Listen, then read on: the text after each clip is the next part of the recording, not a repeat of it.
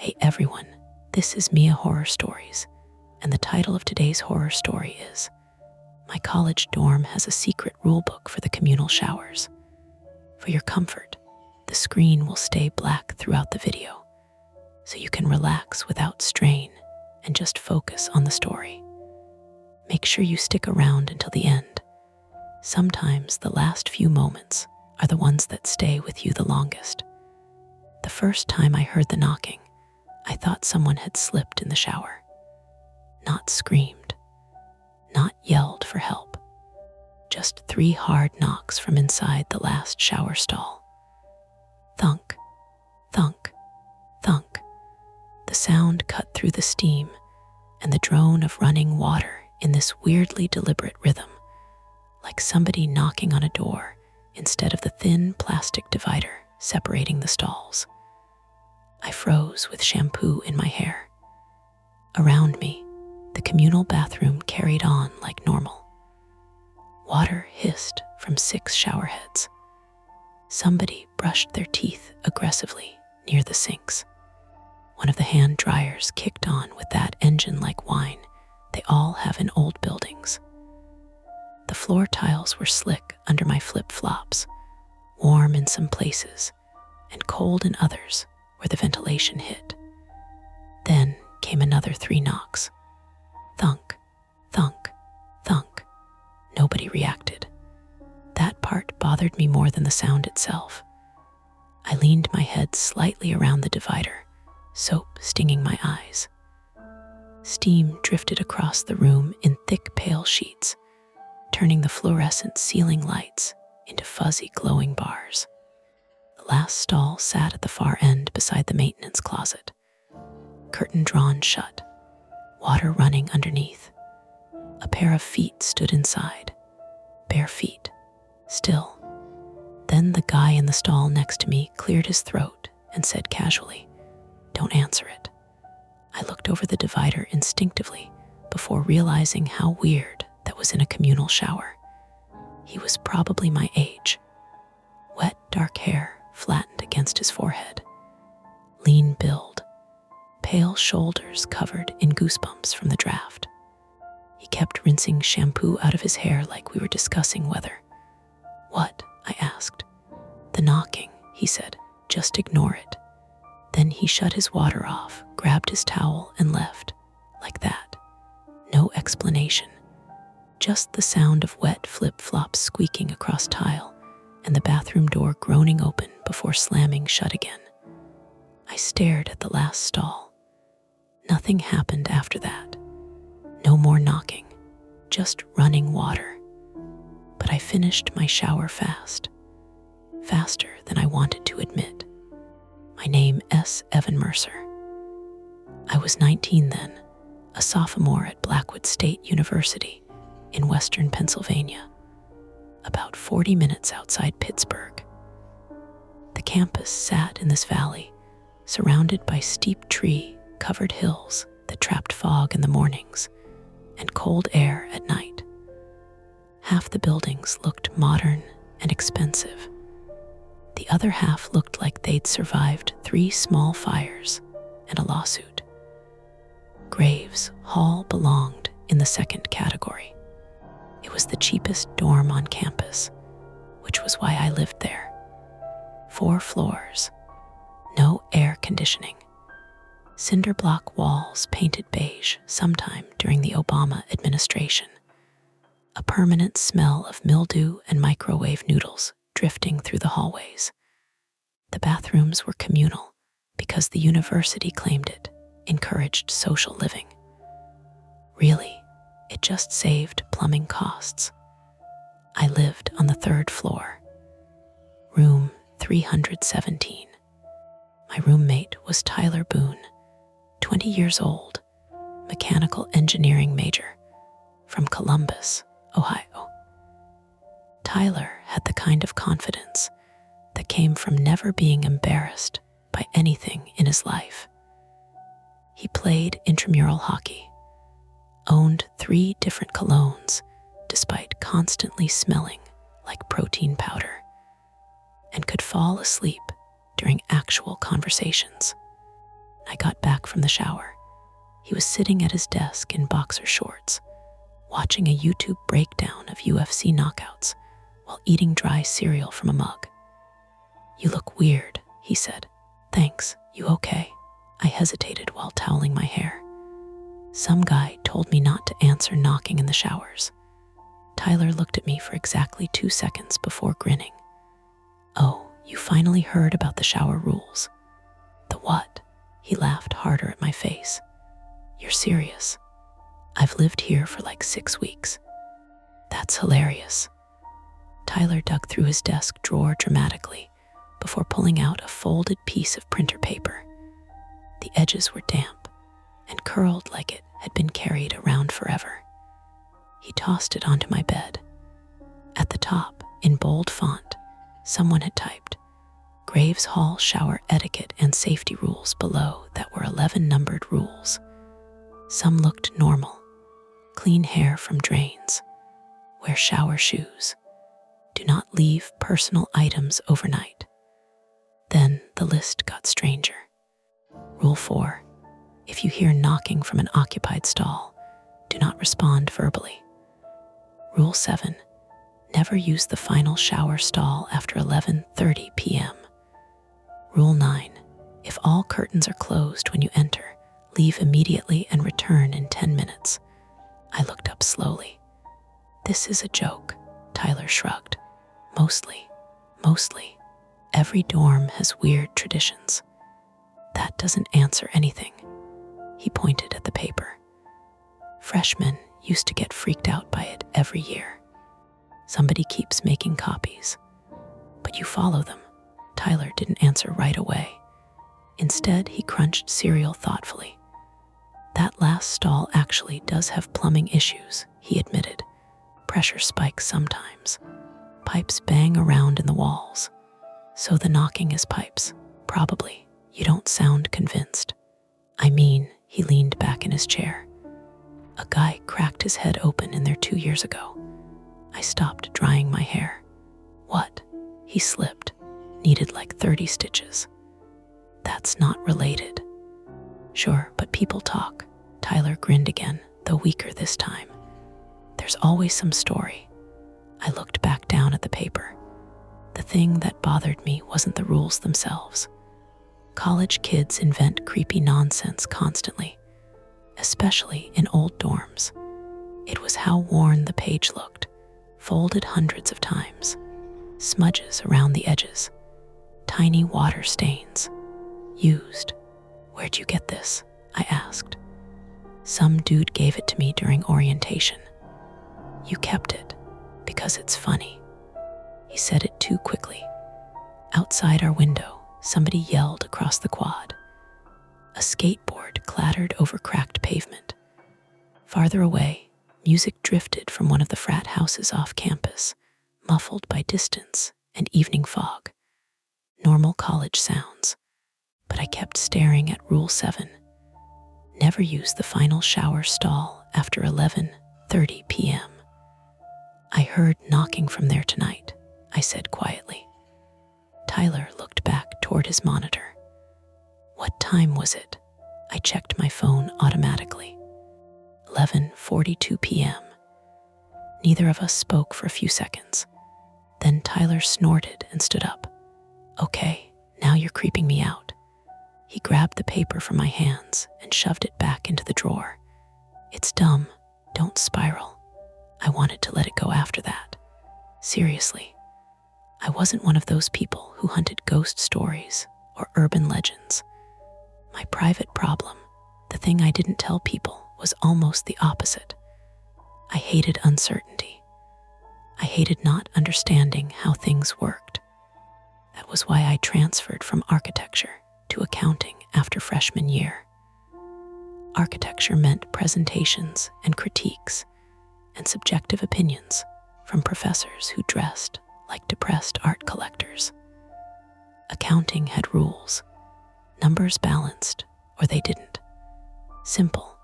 Back home in Harrisburg, my dad used to call me Fire Extinguisher Kid, because if something felt wrong, I immediately tried to solve it before it spread. It made me useful. It also made me unable to leave things alone. Round 1 in the morning, Tyler was asleep already, snoring softly through one nostril. I sat at my desk, pretending to work on an economics assignment, while the shower rules sat in the back of my mind like an itch. Finally, I opened Reddit and searched Graves Hall shower rules. Nothing useful. A few old campus forum posts came up, mostly jokes. One comment from 3 years earlier read, Rule 9 is the only one that actually matters. No explanation. Another said, upperclassmen know why. Again, no explanation. I was about to close the tab when somebody knocked on our door. 3 knocks. Not loud, just measured. Tyler kept sleeping. I opened the door halfway. A girl stood outside in an oversized gray hoodie with wet hair wrapped in a towel. She looked annoyed more than nervous. "This your paper?" she asked. She held up another copy of the shower rules. Maya Hernandez, 19, biology major from Baltimore, Maryland. I knew her vaguely because she lived 2 doors down and yelled at people for leaving ramen containers in the hallway sink. Sharp eyes, fast talker, usually smelled faintly like peppermint gum. "I guess," I said. She held the paper closer. "Did Tyler put this in the women's bathroom?" "No, he thinks this stuff is hilarious. He didn't make it."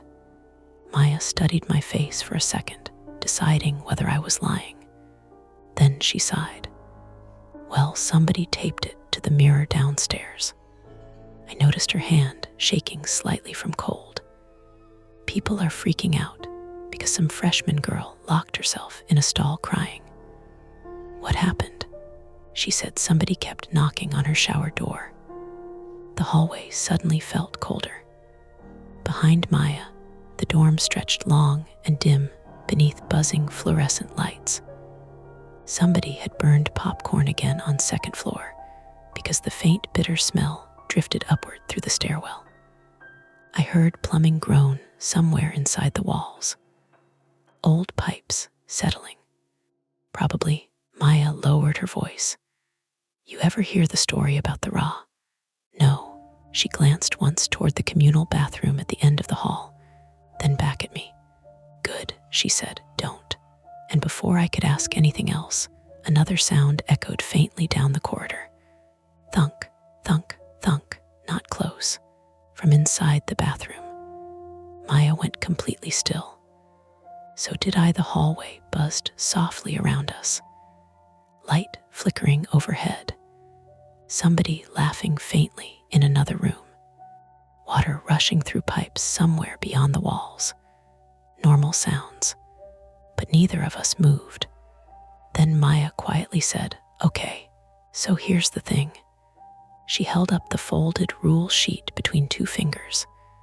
"We can either throw this away and pretend we're normal people." Another knock sounded from the bathroom. Thunk, thunk, thunk. "Or we can find out who keeps doing this." She looked genuinely serious now. Not joking, not smiling. And despite every sensible part of my brain telling me to shut the door and go to sleep, I realized immediately which option I was going to choose. The first thing we did wrong was wait until night again. Not because we planned to. Classes got in the way. Then Tyler borrowed my charger and forgot to bring it back from hockey practice. Then Maya had a 3-hour biology lab where, according to her texts, somebody fainted while dissecting a fetal pig. By the time the 3 of us finally ended up together again, the sun was already gone. Rain pressed against the dorm windows in thin streaks. Not heavy rain, just the steady cold kind Western Pennsylvania gets in October, where everything outside smells like wet bark and pavement. Graves Hall sounded different during rainstorms. The pipes knocked more. Elevators groaned louder. Water hissed through the radiators, inside the walls like somebody whispering behind concrete. Tyler noticed me looking toward the hallway. "You're obsessed now," he said. We were in our room eating takeout from a pizza place off Route 8. The cardboard box sat open between us, grease soaking through onto my economics notes. "I'm not obsessed. You checked the time twice in 10 minutes. That's because the knocking started around 11:30 yesterday." Tyler pointed a breadstick at me dramatically. "See," before I could answer, somebody knocked once on our open doorframe. Maya leaned against it with her backpack still over one shoulder. "You too busy?" "No," I said immediately. Tyler sighed. "Here we go." She stepped inside and dropped something onto my desk. A key card, white plastic, university logo, room access card. "What's that?" I asked. "Third floor raw master bathroom key." Tyler sat upright. "Absolutely not." Maya ignored him. "There's a maintenance hallway behind the showers," she said. "My friend Jenna works front desk downstairs. She said the old Ra's used to use it to access shut-off valves." "Why wouldn't Ra have that?" "Because Graves Hall is ancient and the plumbing fails constantly." Outside, thunder rolled somewhere deep in the hills surrounding campus, long and low. Maya lowered her voice slightly. "There was another incident this afternoon." That word again. Incident. I felt my stomach tighten. "What happened?" "A girl on second floor got locked inside a shower stall." Tyler scoffed. "Stalls don't lock." "Exactly." Nobody spoke for a second. Rain tapped harder against the window. "She said somebody held the curtain shut from outside," Maya continued. "Campus security checked the bathroom and found nobody there." "People mess with freshmen all the time," Tyler said. "She's not a freshman." Tyler opened his mouth, then shut it again. I noticed Maya's fingernails were bitten almost to the skin. Yesterday, I probably wouldn't have paid attention. Now, every nervous habit felt important. "What does the maintenance hallway have to do with this?" I asked. Maya pulled the folded shower rules from her hoodie pocket. "I think somebody's using the rules to scare people away from something." Tyler groaned. "Oh my God. No, listen." She unfolded the paper on my desk. "Think about it. The knocking, the timing, specific stalls, specific hours. You think somebody's secretly living in the walls. I think somebody knows these bathrooms better than students do." That landed harder than I expected, because suddenly the knocking sounded less like a ghost story and more like someone intentionally creating one. Tyler rubbed both hands down his face. "You guys are turning plumbing problems into a serial killer documentary." "Then come prove us wrong," Maya snapped. "I have practice at 6 tomorrow. And I don't want to get expelled for breaking into maintenance areas because you watched too many crime TikToks." Maya looked at me instead. "You coming or not?" That was the problem with people like Maya. She didn't pressure you directly. She just made standing still feel embarrassing. I should have said no. Instead, I asked, "What time?" At 11:18 p.m., the third floor hallway felt strangely awake. Not crowded, just restless. Doors opened and closed more than usual. Music drifted unevenly from rooms. Someone ran down the hall, laughing too loudly, before suddenly stopping near the bathroom entrance. The fluorescent lights flickered every few minutes, dipping the corridor into a pale dimness before buzzing back stronger. Maya stood outside the communal bathroom wearing jeans, sneakers, and a navy rain jacket, like she was preparing for a field operation instead of snooping around a dorm. Tyler showed up anyway. He claimed it was because, if you idiots get caught, somebody needs to talk to the cops. Really, He looked unsettled. You brought a flashlight, he asked Maya. Phone flashlight. That's worse. You brought hockey gloves. They're waterproof. The bathroom itself looked normal when we entered. Too normal. Steam drifted near the ceiling. Somebody had abandoned shampoo bottles beside the sinks. A mop bucket sat near the janitor closet. One shower ran somewhere behind curtains, water pattering steadily against tile. The final stall sat empty tonight, at least visibly empty. Maya walked directly toward the maintenance closet beside it. The door blended into the wall so well I'd barely noticed it before. Beige paint, narrow metal frame, tiny ventilation grate near the top. She slid the keycard. Nothing happened. Wrong side, Tyler muttered. She swiped again slower. Click, the lock disengaged. A smell rolled out immediately, dust, damp concrete, rusty pipe water. Not horrible, just old. Maya looked at me. You first. Why me? You're taller. That doesn't even make sense. But I stepped inside anyway, because backing out now felt childish. The maintenance corridor beyond the door was narrow enough my shoulders nearly brushed both walls. Concrete floor. Exposed pipes overhead, wrapped in faded insulation. Weak utility bulbs stretched down the corridor every 20 feet or so, several burnt out completely. Water dripped somewhere deeper inside. Tyler shut the door behind us softly. The bathroom noise dulled instantly. Now all I could hear was plumbing. Not just one pipe. Dozens metal creaks.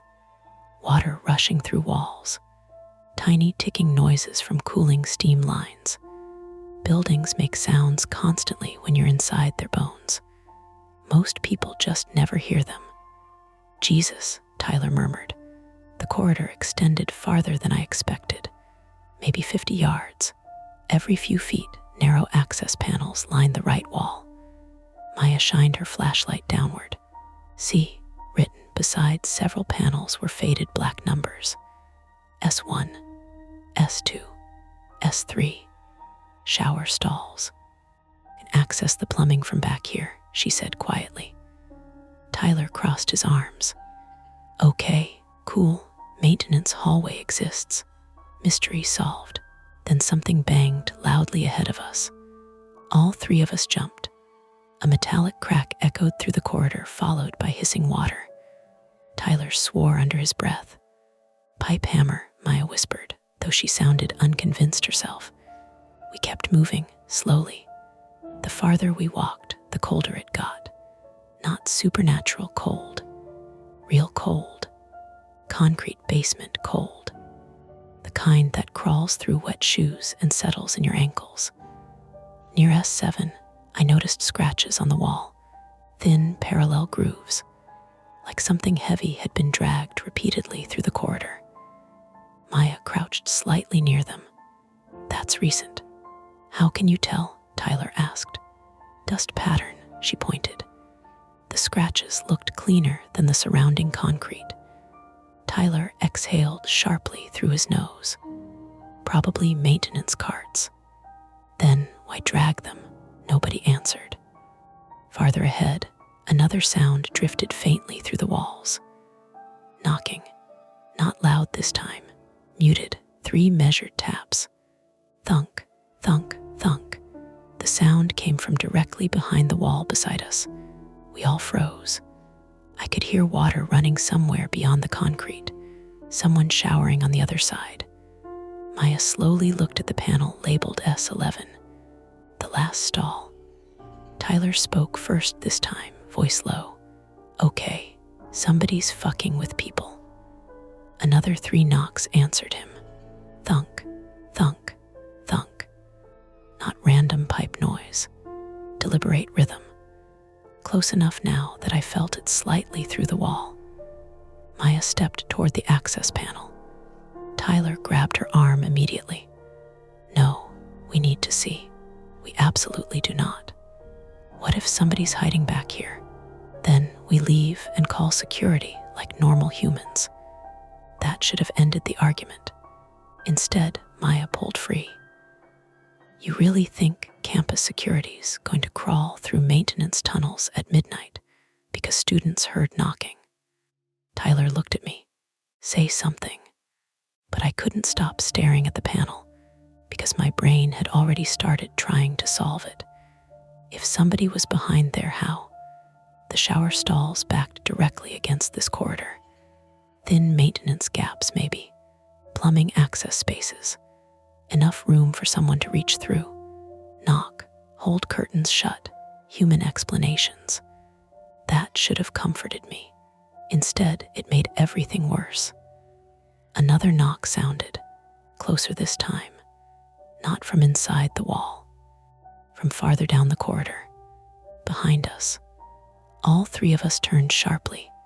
Nothing there, just dim utility lights stretching back toward the bathroom door. Then came the squeak. Rubber against wet concrete, a shoe, someone moving. Tyler's flashlight snapped toward the darkness.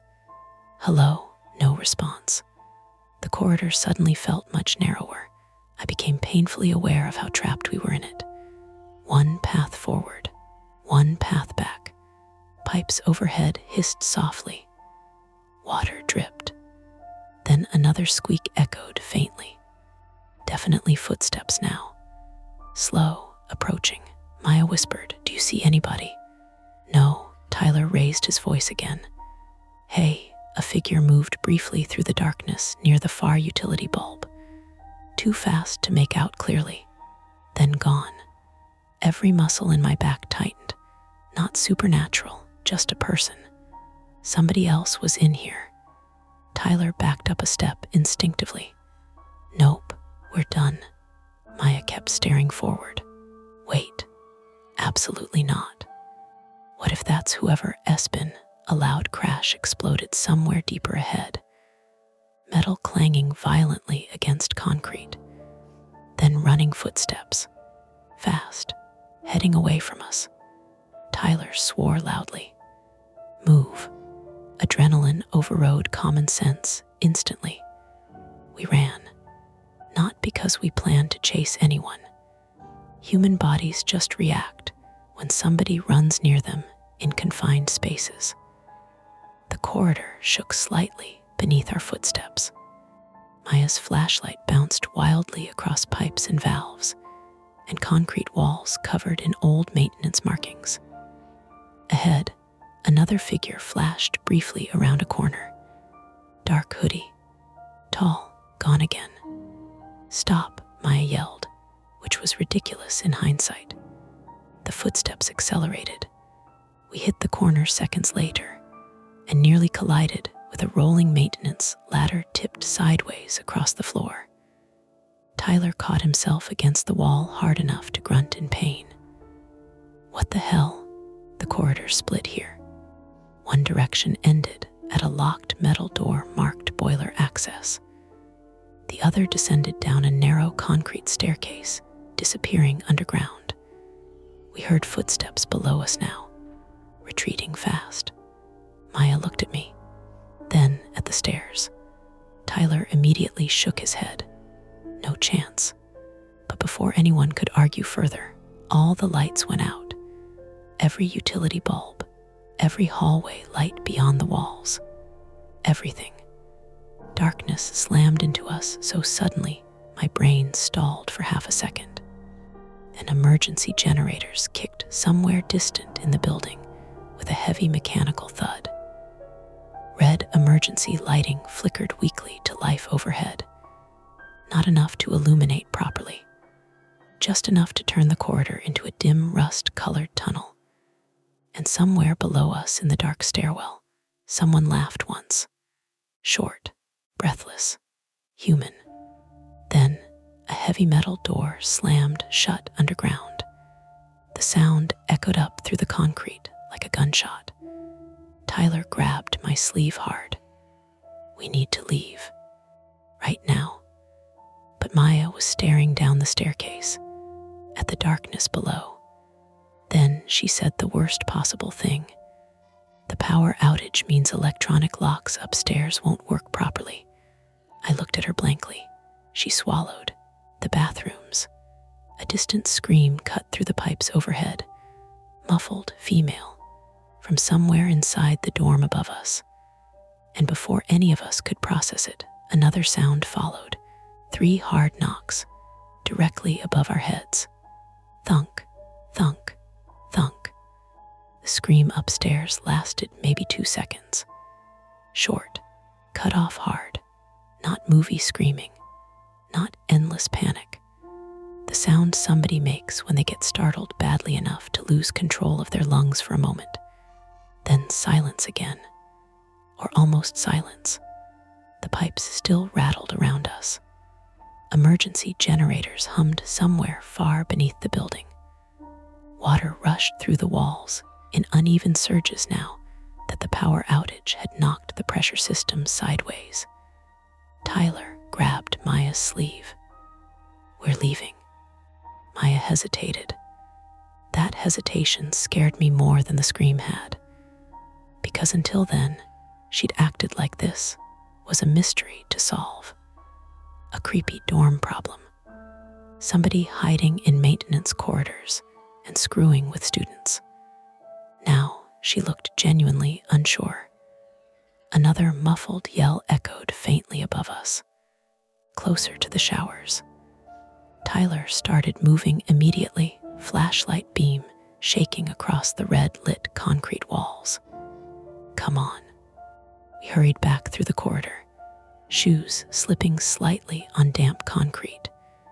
The emergency lights painted everything the color of dried blood. Pipes overhead clicked and popped as pressure fluctuated through the system. The hallway felt longer returning, much longer. Every shadow seemed occupied now. At S9, Maya suddenly stopped. "What?" she pointed. One of the access panels hung partially open now. It definitely hadn't before. A narrow black gap cut through the concrete wall beside the label. S10. Tyler swore softly. "Nope." But Maya crouched beside it anyway, angling her phone light into the opening. At first, I couldn't tell what I was seeing. Then the beam settled. There was space behind the panel, not much, maybe 2 feet deep, just enough room for plumbing and maintenance access.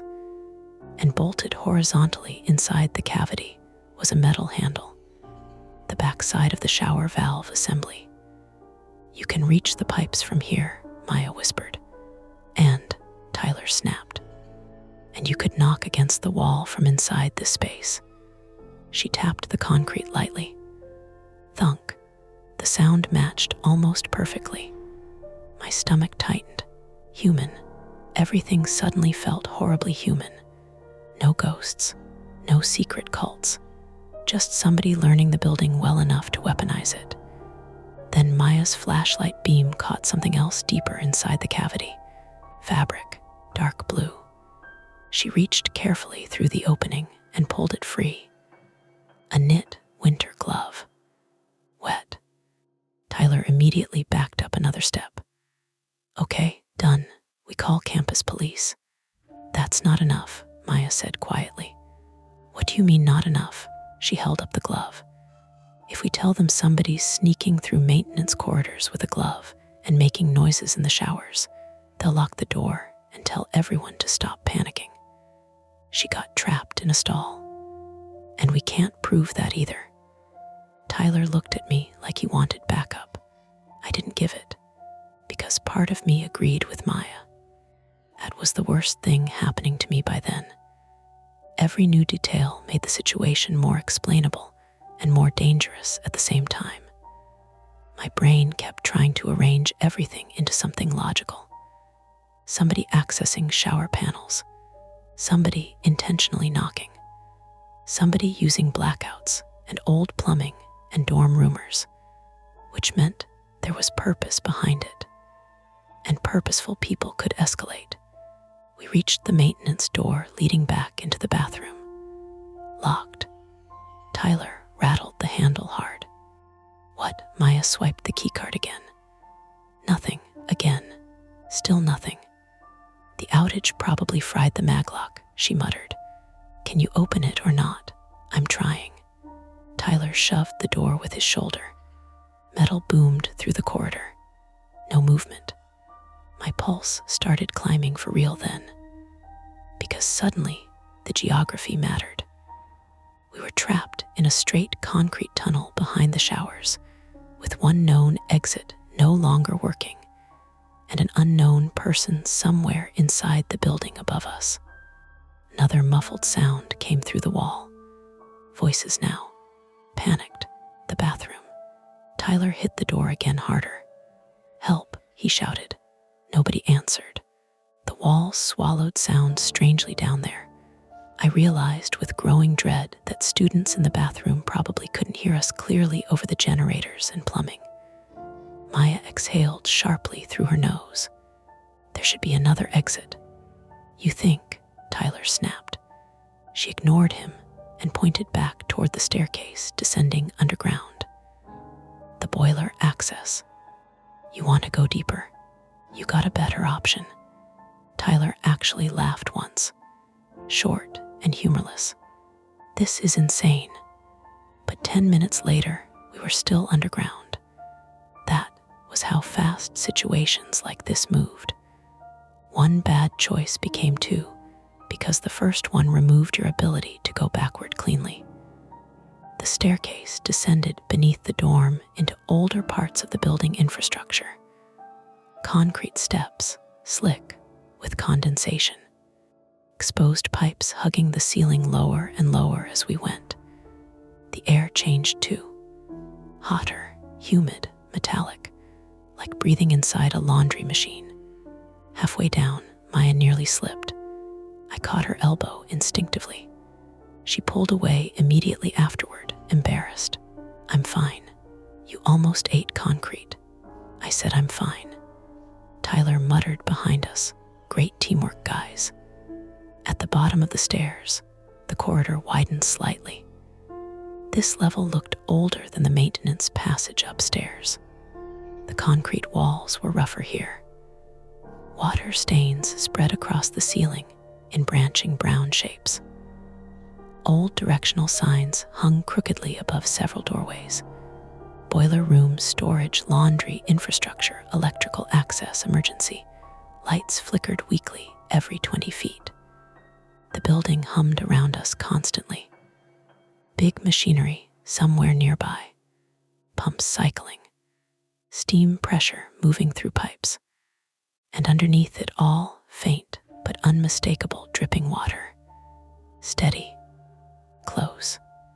Maya wiped sweat off her forehead. Okay, think. Tyler leaned against the wall, breathing hard. I'm thinking about leaving. How? He didn't answer, because none of us knew anymore. Then came the knocking again. Not from upstairs this time. Close. 3 hard strikes against metal somewhere ahead of us. Thunk, thunk, thunk. We all turned toward the laundry infrastructure hallway. Dark. Long.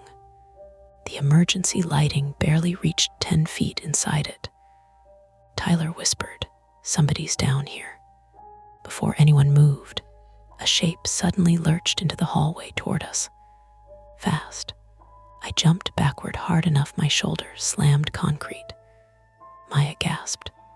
The figure stumbled closer through the darkness, with jerky movements, arms hanging strangely loose. For half a second, my brain stopped functioning. Then Tyler shouted, "Jesus Christ." It was a maintenance mannequin, not a person. Just an old CPR dummy torso mounted awkwardly on a rolling janitorial cart. One wheel stuck sideways, causing it to wobble toward us slowly because the slanted floor had let it roll free. Nobody spoke. Then Maya laughed once shakily, immediately angry afterward. Not funny. Tyler pressed both hands against his face. I almost had a heart attack. The cart finally bumped softly into the wall beside us. On its handle, somebody had tied caution tape, and hanging from the tape was another folded copy of the shower rules. Tyler stared at it. Nope, nope, I'm done.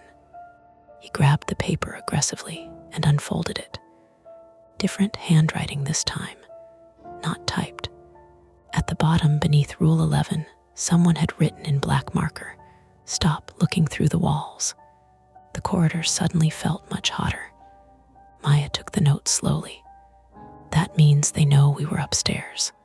"Obviously," Tyler said. "They were literally chasing us." "No," she whispered. She pointed at the paper. The ink was smeared slightly. Fresh. Recently written. Which meant whoever left it might still be nearby. A loud metallic bang erupted somewhere deeper underground. Not knocking. A door slamming open. Then footsteps. Running. Tyler backed away immediately. "We go the other direction." But Maya moved forward. "Maya," I said, "if we lose them now, this keeps happening.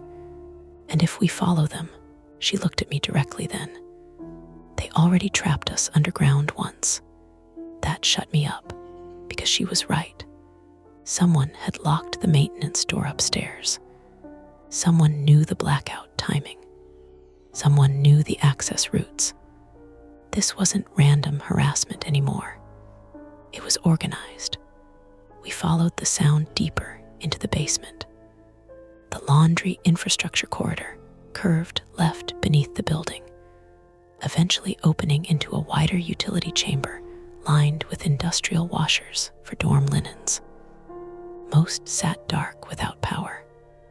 A few emergency bulbs cast weak yellow light across puddles on the floor. The room had 3 exits, one back toward the stairs, one through another utility corridor, and one heavy steel door standing slightly open. Cold air drifted through it. Outside air. Tyler saw it too. Exit. We hurried toward the door.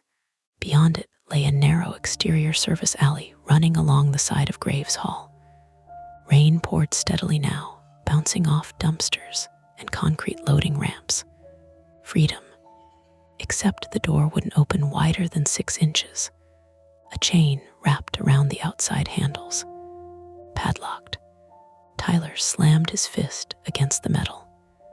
"Seriously?" Maya crouched near the gap. "The chain's new." "How can you tell?" "No rust." That was when we heard voices outside, male, 2 people maybe, close enough to hear shoes splashing through puddles. Tyler immediately killed his flashlight. We froze. The voices drifted nearer.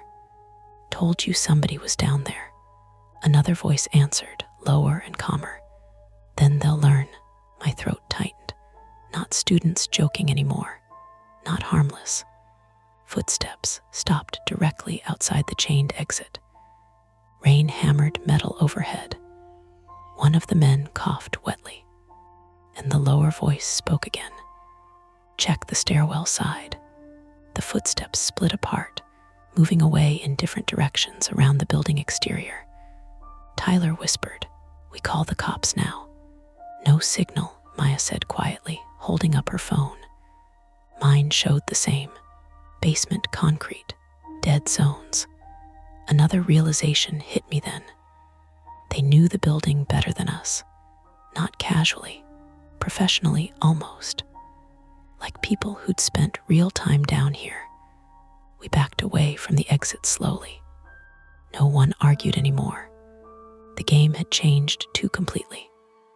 At the far side of the laundry chamber, Maya suddenly stopped again. There, a security camera mounted high in the corner, dark, dead from the outage. Below it sat an office door with frosted glass reading. Building Services Supervisor Tyler blinked. So maintenance logs. We entered the office. Dust coated most surfaces, but somebody had been inside recently. A portable lantern sat charging beside the desk. Half-drunk coffee in a travel mug. Fresh boot prints tracked muddy water across the tile. Maya moved immediately to filing cabinets. I checked the desk drawers. Tyler stood watch near the door, jaw tight. Outside, the building groaned continuously around us. Then Maya pulled out a binder. Got something. Inside were repair requests for Graves Hall dating back years. Water damage, plumbing failures, repeated complaints about unauthorized access to maintenance corridors. One phrase appearing over and over. Stall 11 incident, no details attached. Just dates. 23 separate reports over 6 years. Tyler leaned closer. What the hell is an incident? Maya flipped farther. Near the back of the binder, tucked between work orders, sat a photocopied disciplinary report, partially blacked out. I read the visible lines aloud quietly. Resident advisor reported repeated harassment occurring through maintenance access spaces adjacent to communal shower areas. Maya turned the page. Student discovered unauthorized observation points cut into rear maintenance panels. The room suddenly felt too small. Tyler whispered, observation points. I looked up slowly. Small holes, access cavities, the final shower stall, every woman on second floor, every guy upstairs, the knocking, the curtain grabbing, the rules warning students away. Not ghost stories, a system. My stomach twisted hard enough I thought I might throw up. Maya kept reading silently, face draining of color. Then she stopped at the final page. Missing, torn out cleanly. Before any of us spoke, footsteps sounded outside the office. Not running now, slow, measured. The hallway floor creaked once. Then a beam of flashlight swept past the frosted glass door. Tyler mouthed, hide, but it was too late. The flashlight stopped. A shadow darkened the glass, and someone outside quietly tested the office doorknob. Locked. A long pause followed, and came 3 soft knocks against the glass. Thunk, thunk, thunk, and the hallway lights outside abruptly died again, leaving only the weak emergency glow inside the office, and the shadow still standing motionless beyond the frosted door. We heard metal scrape softly against metal, like someone sliding something heavy across the hallway entrance outside, blocking it. That was the moment retreat stopped being possible, because whoever was out there no longer wanted to scare us away. They wanted to keep us underground.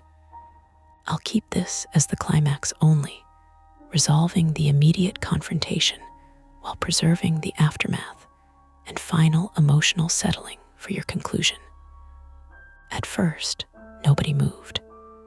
The 3 of us stood in the supervisor's office with the binder open on the desk, the torn disciplinary report lying under Maya's hand, and the shadow outside the frosted glass door perfectly still. Then the handle turned again, slowly, locked. Tyler held up one finger to his lips like any of us needed reminding. The office smelled like old coffee, wet cardboard, and the warm plastic stink of the emergency lantern on the desk. Outside, something scraped again across the hallway floor. Metal on concrete, blocking us in. Maya whispered, desk. Tyler nodded fast. Too fast. Panic made his movements jerky. We shoved the supervisor's desk against the office door. It was heavier than it looked, steel framed with swollen wooden drawers, and it dragged over the tile with a noise that made my teeth hurt. The shadow outside shifted. A man's voice came through the glass. You shouldn't have come down here, not shouting. That made it worse. Calm people in emergencies always made me feel like I was already late to understanding what was happening. Maya lifted the binder and shoved it into her backpack. Tyler hissed, "What are you doing?" "Evidence. He is right there. He can wait." The door hit inward suddenly. Once, hard, the desk jumped an inch. Maya flinched backward. Tyler planted both hands on the desk and shoved back. I joined him, shoulder pressed to the edge, sneakers sliding on the dirty tile. The door hit again. Harder.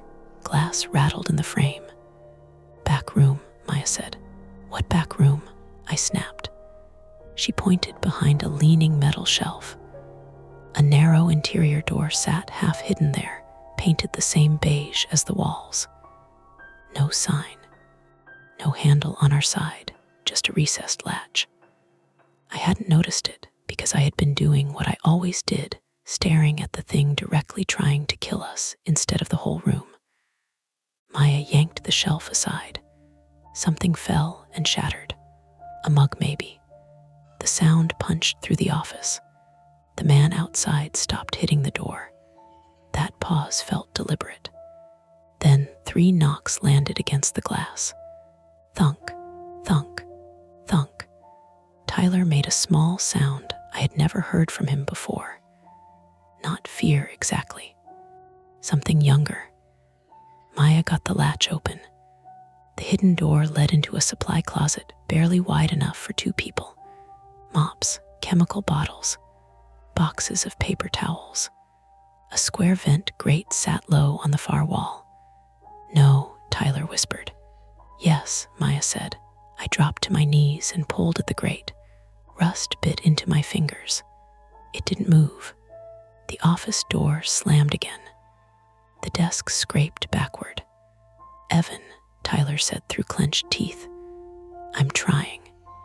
I hooked my fingers around the grate and pulled harder. A screw tore loose with a metal squeal. Pain flashed across my palm. Blood appeared immediately, dark in the red emergency light. One corner came free. Maya grabbed a flathead screwdriver from a shelf and jammed it under the other side. "Move," she pried. The second screw popped. The office door gave another inch. A hand slid through the gap outside. Pale, big, no glove. Tyler slammed the desk against it. The man shouted, not calm now. "Good." Kicked the grate twice. On the second kick, it broke inward and clattered into the duct space. Maya went first, backpack scraping metal. I followed, crawling into a rectangular service duct that stank of dust and mouse droppings. Tyler backed in last, still facing the office. The desk finally tipped. The office door burst open. A man stepped inside just as Tyler kicked the closet door shut behind him. We crawled, fast, not gracefully. The duct was too narrow for that. My elbows banged metal. My bleeding palms smeared along the floor. Every breath stirred dust into my mouth until I was coughing silently, eyes watering. Ahead, Maya's shoes scraped and kicked. Behind me, Tyler grunted. The man opened the closet door. Light flooded the duct behind us. "Stop," he said. We didn't. Something slammed into the duct wall from behind. A crowbar, maybe. The metal boomed around us, enormous in that confined space. Maya cried out, but kept moving. The duct sloped down slightly, then turned left. "Where does this go?" Tyler whispered. "How would I know?" Maya snapped. Another hit shook the duct, then another. The man wasn't crawling in after us. Too big, I realized, or too smart. He was trying to scare us into freezing. We reached the end at another grate, this one looking down into a narrow utility hall beside the laundry chamber. I kicked it once. Nothing. Kicked again. My heel glanced off, pain shooting up my ankle. Tyler shoved past me as much as he could. "Move your leg." He drove both feet into the grate. Once, twice. The frame broke outward and dropped to the floor below with a crash. We spilled after it. Maya landed badly on her hip and gasped. I hit my shoulder. Tyler came down last, too heavy, one knee cracking against concrete. He shouted into his sleeve. "Can you walk?" I asked. He nodded, face pale. "Badly." Behind us, in the office somewhere, the man yelled to someone else. There in the lower hall, someone else. The second voice from outside. And limping through the utility hall toward the laundry room. The geography snapped into my head then, clean and ugly. Laundry chamber ahead. Chained exterior exit to the right. Staircase back up on the left, maybe still blocked. Office behind us. Unknown men between all of it. No good exit. Only routes. Maya pointed toward the laundry room. Camera office had keys. What? Desk drawer. I saw a ring. You saw keys and didn't take them. I was busy not dying. Fair. We hit the laundry chamber. The industrial washers sat in 2 rows like squat white blocks. Puddles spread between them. The chained exterior door rattled in the wind and rain. Then a flashlight beam swept across the doorway opposite us. We dropped behind the washers. A man entered from the far corridor. Late 40s maybe. Heavy work boots. Dark rain jacket. Gray baseball cap. I recognized him vaguely from campus. Not staff exactly, but close. He was one of the contract maintenance guys I'd seen smoking near the loading dock. He held a flashlight in one hand and a pipe wrench in the other. Tyler mouthed, "Fuck." The man moved slowly between washer rows. "Binder," he called out. "Leave it on the floor and this stops." Maya clutched her backpack tighter. The first man answered from somewhere behind us. "They went through the duct." "Kids," the man with the wrench muttered. "Always think they found something new." That sentence lodged in me. Not rage. Not surprise. Annoyance. Like we were recurring inconvenience. Maya's face changed. The fear hardened into something colder. "How many years?" she whispered. I shook my head. The man's boots splashed closer. Tyler's knee trembled, not emotionally, physically. He was injured and trying not to put weight on it. I looked around desperately.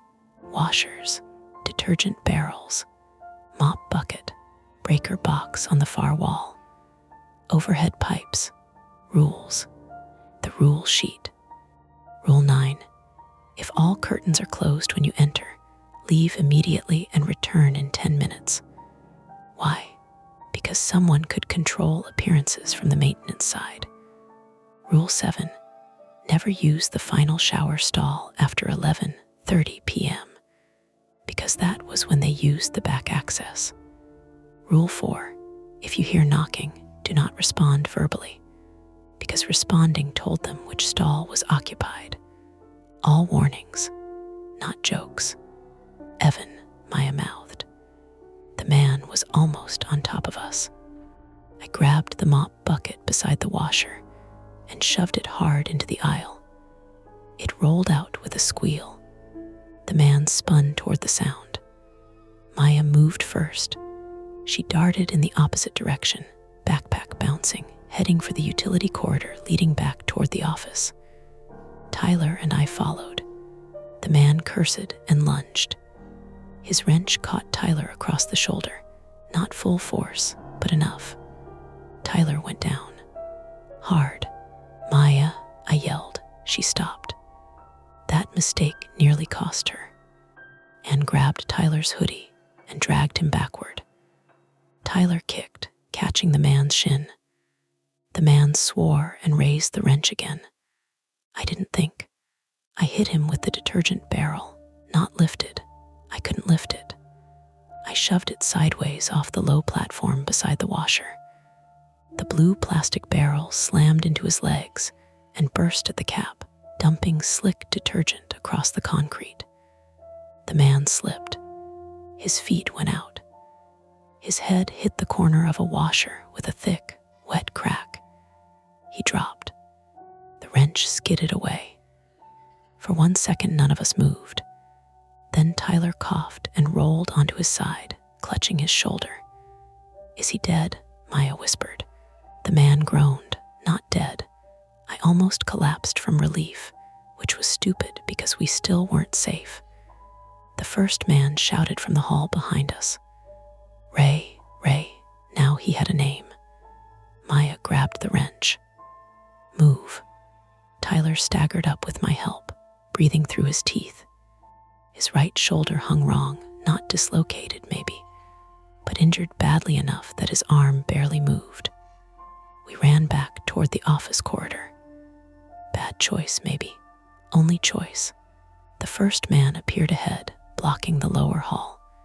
He was taller than Ray, thinner, balding, wearing a university facilities fleece under a rain shell. A staff ID badge swung from his neck. That hurt in a way I wasn't ready for, because it meant he belonged here. He had keys, access, trust. He looked at the wrench in Maya's hand and sighed. Put that down before you ruin your life. Maya laughed once. Raw, you cut holes behind showers. His face barely changed.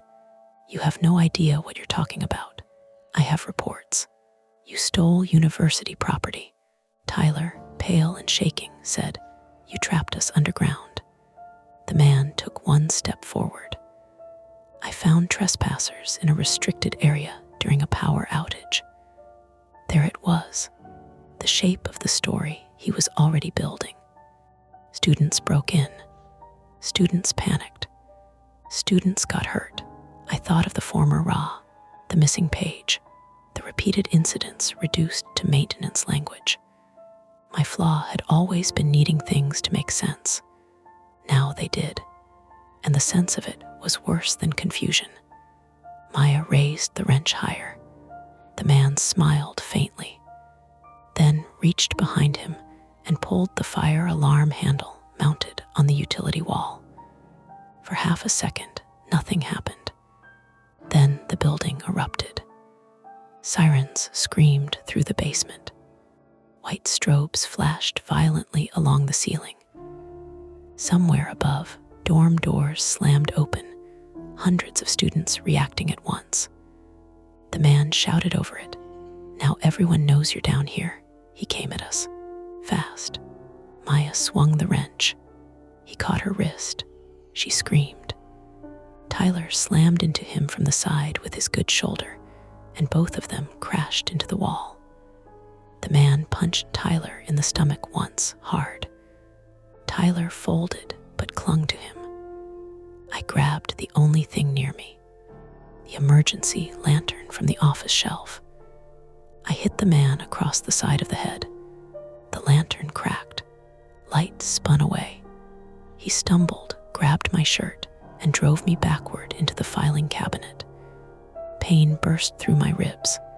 My head snapped back against metal. For a second, everything turned watery and distant. The siren, Maya yelling, Tyler choking, the man's breath in my face, sour coffee and rain. Then Maya drove the wrench handle into his knee. His leg buckled. Tyler shoved him again. The man fell into the filing cabinet, dragging half the drawers open as he went. Papers spilled everywhere. Work orders, disciplinary copies, photographs, actual photographs, printed stills from camera footage or phones, shower corridors, maintenance panels, students blurred by steam. Maya saw them too, her face emptied. The man reached for the papers, not us, the papers. That told us everything. I kicked them away from him and grabbed the nearest handful. He lunged. Tyler hooked an arm around his neck from behind. The man slammed Tyler backward into the wall once, twice. Tyler's injured shoulder hit concrete. He made a sound like air tearing.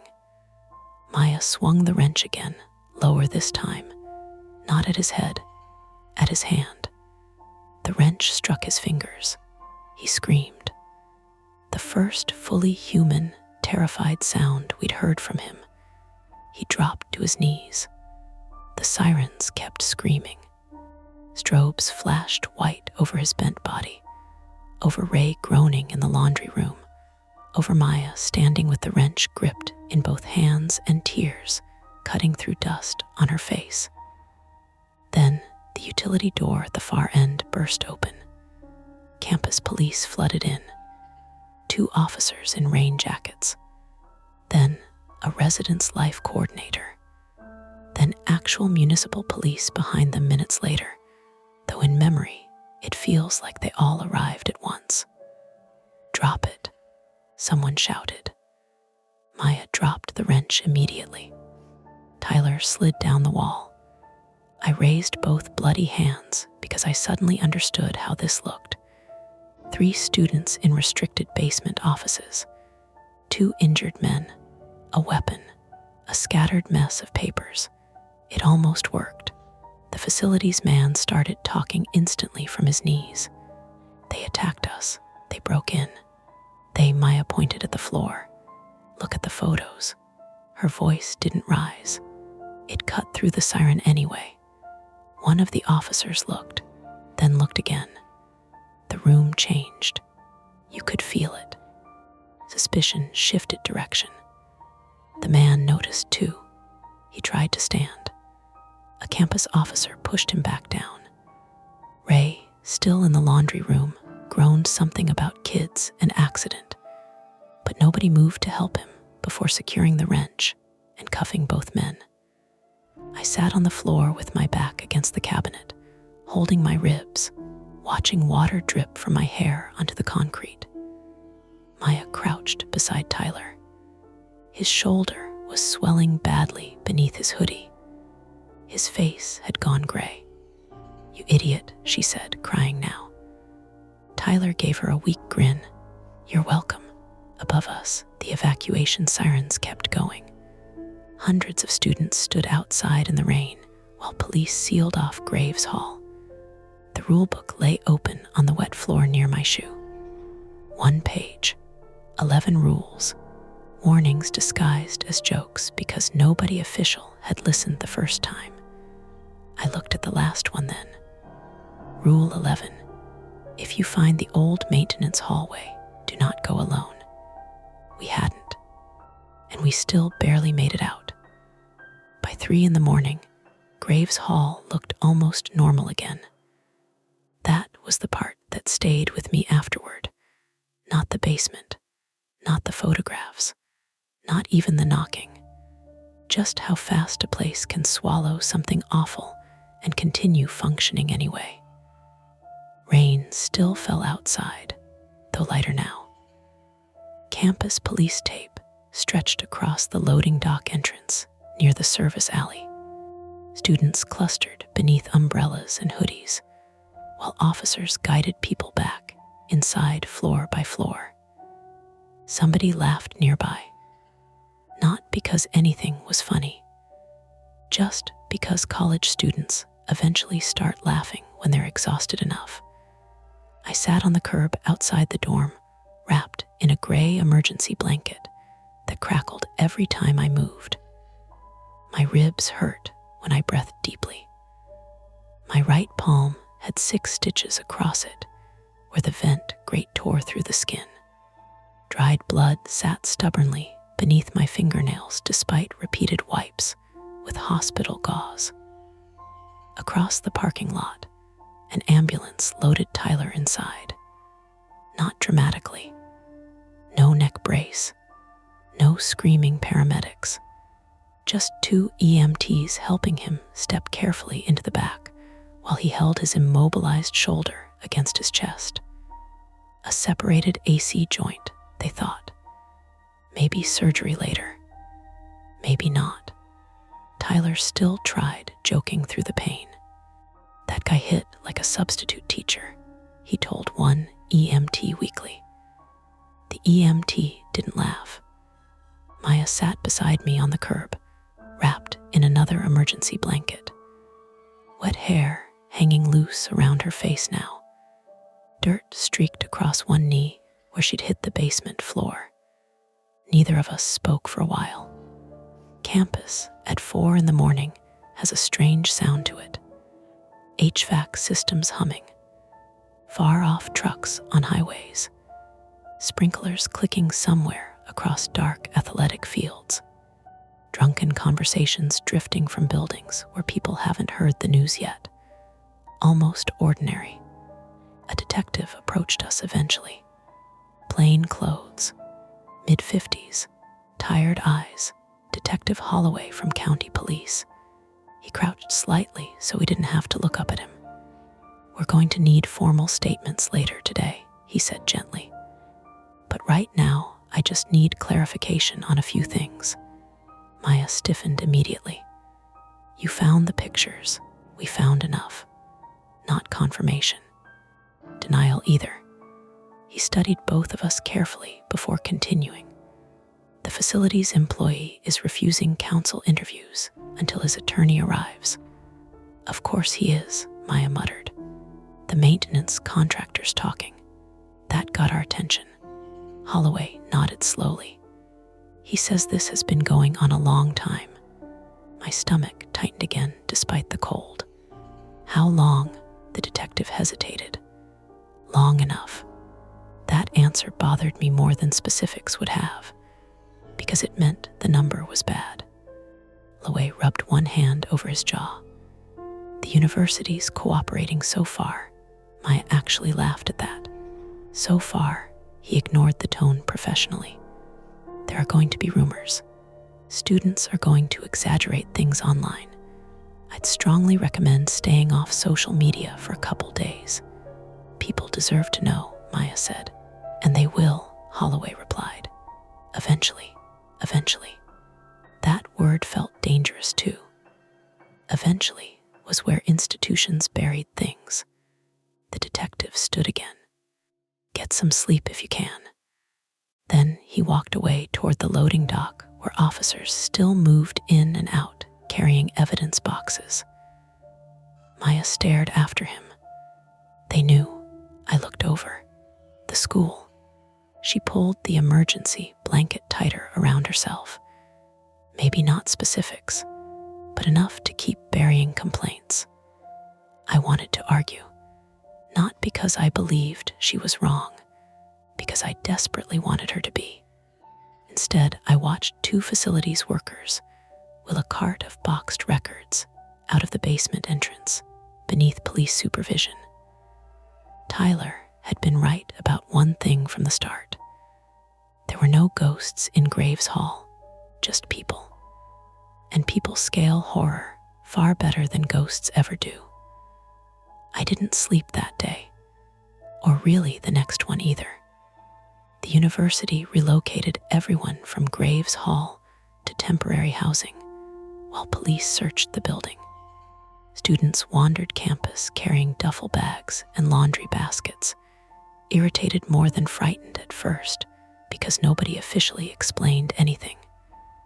Then the rumors spread anyway. Hidden cameras, maintenance tunnels, peeping staff, kidnapping attempts, secret rooms, most of it wrong, some of it close enough. By noon, local news vans parked outside campus. By evening, parents were arriving. My mother drove 3 hours from Harrisburg the next morning after I finally answered her calls. She hugged me too hard outside the student union and immediately touched the bruising along my ribs with the careful panic only parents have. "You're coming home," she said. "I have classes. I don't care. I'm okay. You got trapped underground with criminals." When she said it plainly like that, the situation sounded unreal. I tried explaining pieces of it over coffee in the student center, but the story broke apart every time I told it aloud. The maintenance corridors sounded fake. The rulebook sounded fake. The knocking sounded especially fake. Mom listened anyway. Then she asked the question nobody else had yet. "Why didn't you leave when you realized something was wrong?" I opened my mouth, closed it again, because the truthful answer sounded stupid. I needed to understand it. That compulsion suddenly looked uglier in daylight. My father used to disappear for hours, whenever something broke in the house. He'd tear appliances apart completely instead of calling repairmen, because not understanding something bothered him personally. Mom used to scream at him about it. One winter, he nearly electrocuted himself fixing our furnace. I remember watching from the staircase while sparks snapped blue against the basement floor, and Mom yelled his name. I had inherited that same inability to stop once a question hooked itself into my brain. Except now Tyler's shoulder hung in a sling because of it. Maya had panic attacks whenever hallway doors slammed suddenly. And somewhere beneath Graves Hall, police were still cataloging photographs. I thought we could stop it, I said finally. Mom looked at me for a long time. Then she squeezed my wrist carefully above the stitches. "You're 19, she said softly. "You're not supposed to know where the line is yet." Tyler came back to campus a week later. Sling, bruised ribs, painkillers that made him sleepy and irritable. He refused sympathy from basically everyone. "You should see the other guy," he kept telling people, though quietly, like he regretted it immediately afterward. The university moved us into a newer dorm across campus with private bathrooms. Nobody argued. The first night there, Tyler stood outside the shower for nearly 30 seconds before going in. Not frozen exactly, thinking. Then he shook his head hard like he was angry at himself and disappeared inside. The water started running. 10 seconds later, he yanked the curtain open again. "You hear that?" My chest tightened instantly. "Hear what?" "That." I listened. Pipes hummed softly behind the walls. Water ran somewhere in another room. A toilet flushed down the hall. Then Tyler exhaled shakily. "Nothing, forget it." But he showered with the curtain half open after that. Maya changed the most. Before, she moved through campus like somebody constantly late for something. Fast walker, fast talker, always multitasking. Afterward, she became quieter in strange ways. Not timid, sharper. She filed formal complaints with the university within days, organized meetings with other students, talked to reporters despite administrative pressure not to. The school suspended 2 facilities supervisors pending investigation. Then another. More reports surfaced. Former students contacted police. An article in the Pittsburgh paper mentioned possible institutional negligence regarding repeated unauthorized access incidents within residence hall infrastructure. Clinical language, clean language. Nothing about what it actually felt like to stand naked in a shower while somebody watched through a hole in the wall. One afternoon, about 3 weeks later, Maya and I sat outside the science building, eating vending machine sandwiches neither of us wanted. Leaves skittered across campus sidewalks in dry red clumps. Midterms were approaching. Students hurried past carrying laptops and coffees and entire ordinary futures. "I found the raw," Maya said quietly. I looked up immediately. "What?" "She transferred schools 2 years ago." "The one from the reports," Maya nodded. She wouldn't talk much, but she said the rule book existed before her. A cold pressure settled slowly into my stomach. How far back?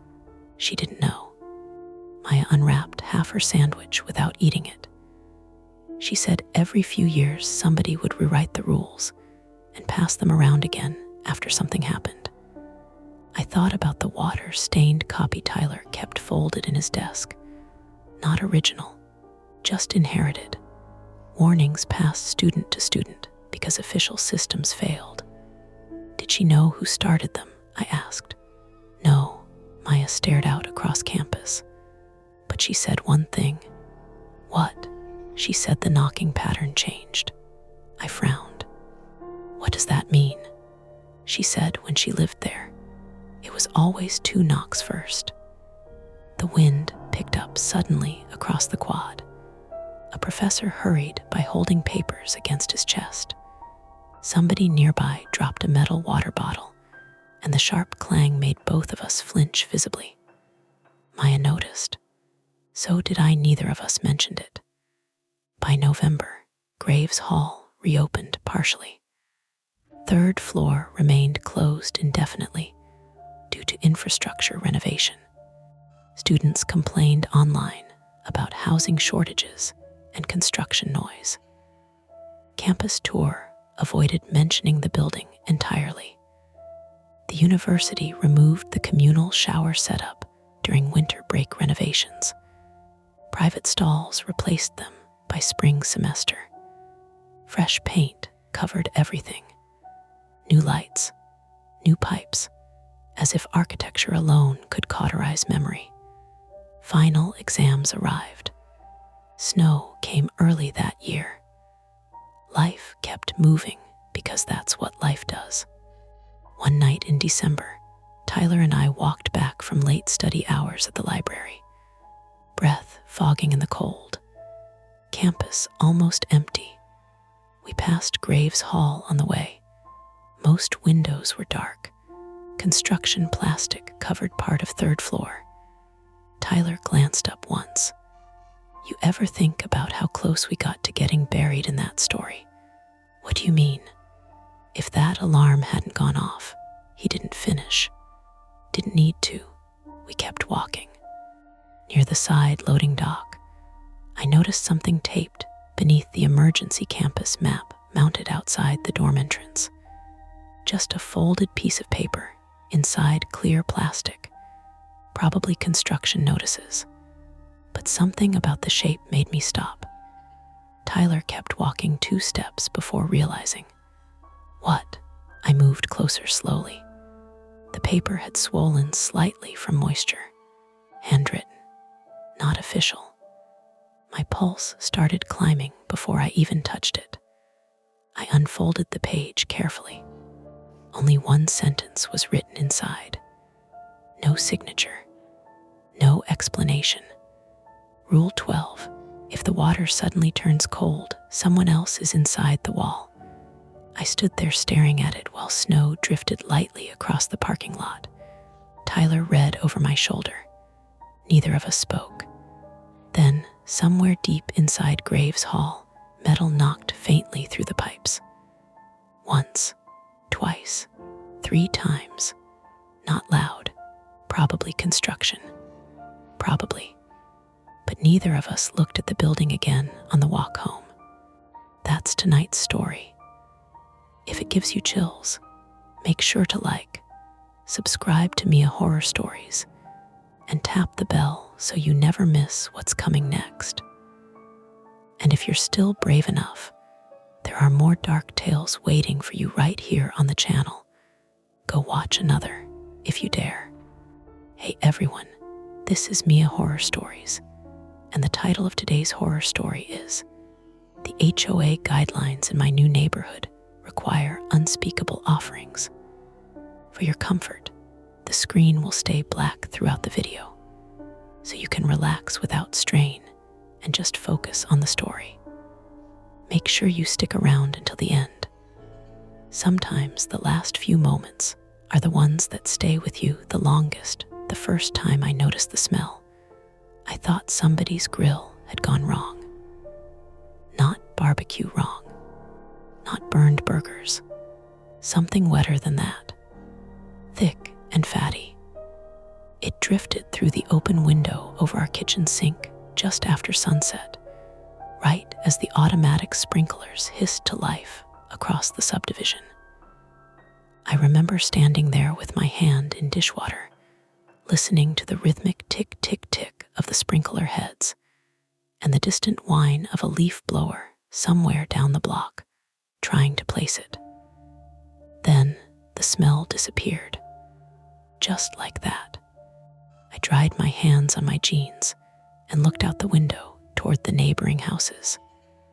Everything looked painfully normal.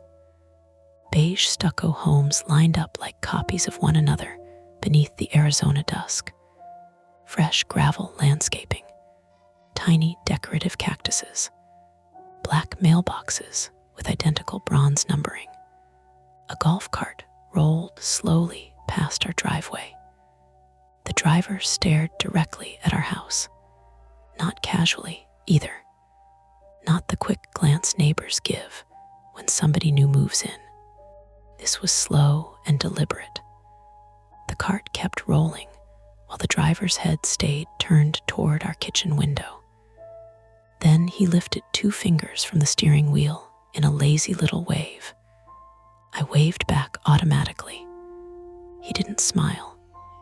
By the time I stepped outside, the cart was already halfway down the street, humming toward the clubhouse at the center of the neighborhood. Behind me, the back door creaked open. "You smell that?" my wife asked.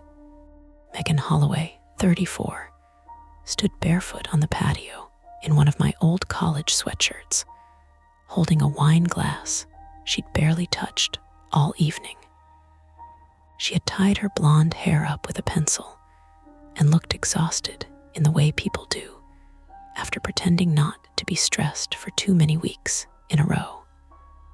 The move had been her idea, not because she loved Arizona. Neither of us did, but housing prices in Portland had turned us into people who spent entire evenings calculating mortgage estimates instead of watching movies. When she got a remote management position with a healthcare software company, and we realized we could actually afford a house near Tucson, she attacked Zillow listings like it was a second job. I came around slower. I'm 36, and I repair commercial HVAC systems for schools and office buildings. I've always been suspicious of places that look too organized. Neighborhoods with strict rules make me itch. My father spent most of my childhood fighting with our HOA in suburban Denver over stupid things: basketball hoops, fence paint, lawn height, and I learned early that people who obsess over uniformity usually have something ugly underneath it. But Megan loved this neighborhood immediately. "It's quiet," she kept saying during the house tour. It was quiet. Too quiet, honestly. No barking dogs. No kids biking through the cul-de-sac. Even now, in late October, with windows open against the evening heat, the neighborhood carried this strange padded quality to it, like every house had been insulated against human life. "I thought maybe somebody was cooking," I said. "That's not cooking." She took another sip of wine and leaned against the patio frame. Beyond our backyard wall, the desert stretched dark and flat toward the foothills. Somewhere farther out, a coyote barked. Then another answered. The smell came back briefly. Megan wrinkled her nose. Jesus, maybe dead animal. In somebody's grill, people are weird. That got a tired laugh out of her. Then her expression shifted slightly, eyes moving toward the kitchen counter inside. The envelope came today. I already knew what envelope she meant. The HOA packet. It had arrived hand-delivered around noon by a woman named Denise Carver, 58, president of the Rancho Santa Elena Community Association. Denise had the stiff blonde haircut and unnaturally white teeth of somebody who spent a lot of time controlling meetings. She wore pressed khakis despite the heat and spoke in the careful, overly friendly tone people use when they're deciding whether they dislike you yet. She stayed on our porch nearly 15 minutes, long enough to explain trash collection schedules, landscaping restrictions, parking regulations, approved exterior paint palettes, and a baffling number of mailbox requirements. "You'll want to review the community standards carefully," she'd said before leaving, "especially Section 9. Then she smiled, not warmly, more like somebody reminding you of a deadline. Now the packet sat unopened beside the fruit bowl. "You looked at it?" I asked. "Some of it." And Megan hesitated. That bothered me immediately because she usually steamrolled through practical things. Contracts, taxes, insurance. She liked certainty. "There's just a lot," she said. "Like what?" "Normal HOA stuff mostly." "Mostly?" She glanced back inside again. I followed her through the kitchen and grabbed the thick packet from the counter.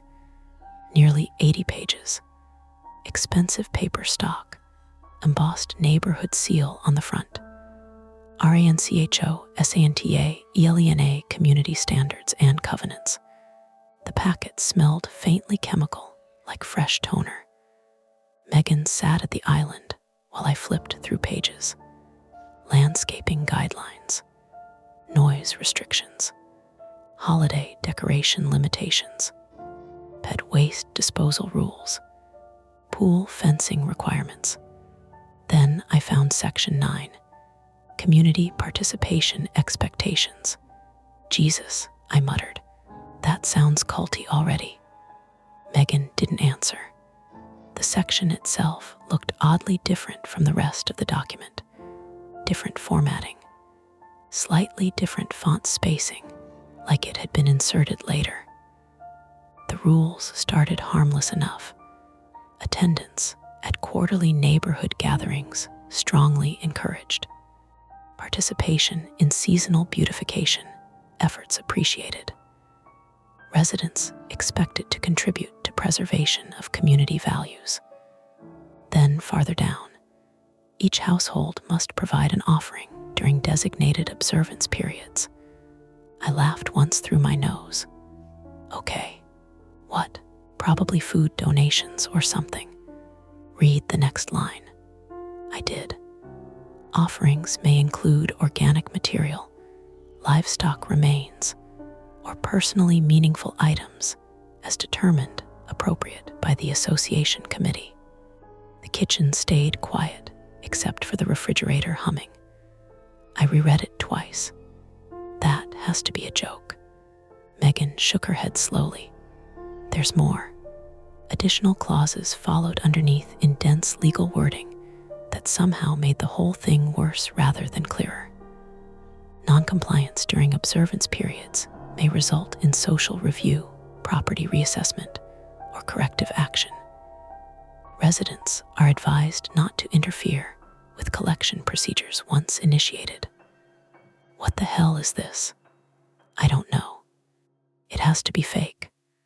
Why would they print fake HOA rules? I kept flipping pages, looking for context. There wasn't any. Just more bizarre references to community preservation customs and traditional obligations. I snorted.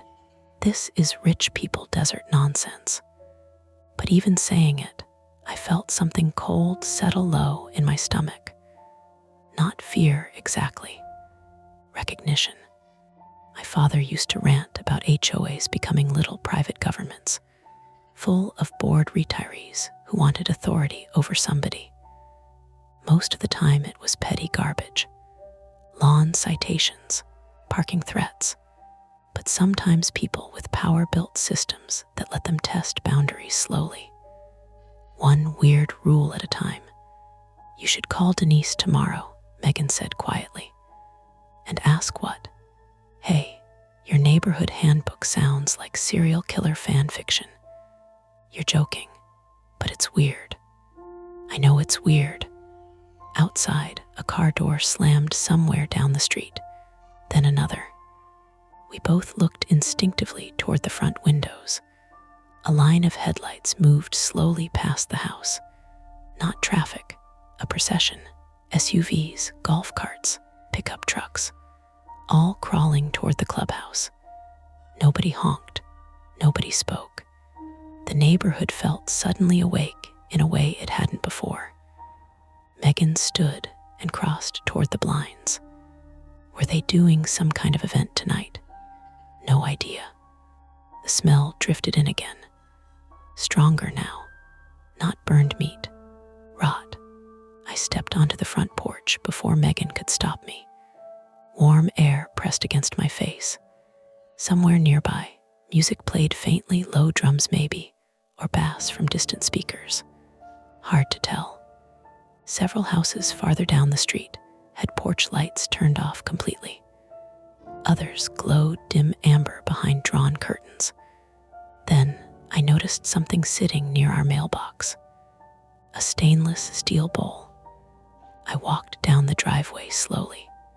The bowl was polished enough to reflect the streetlights.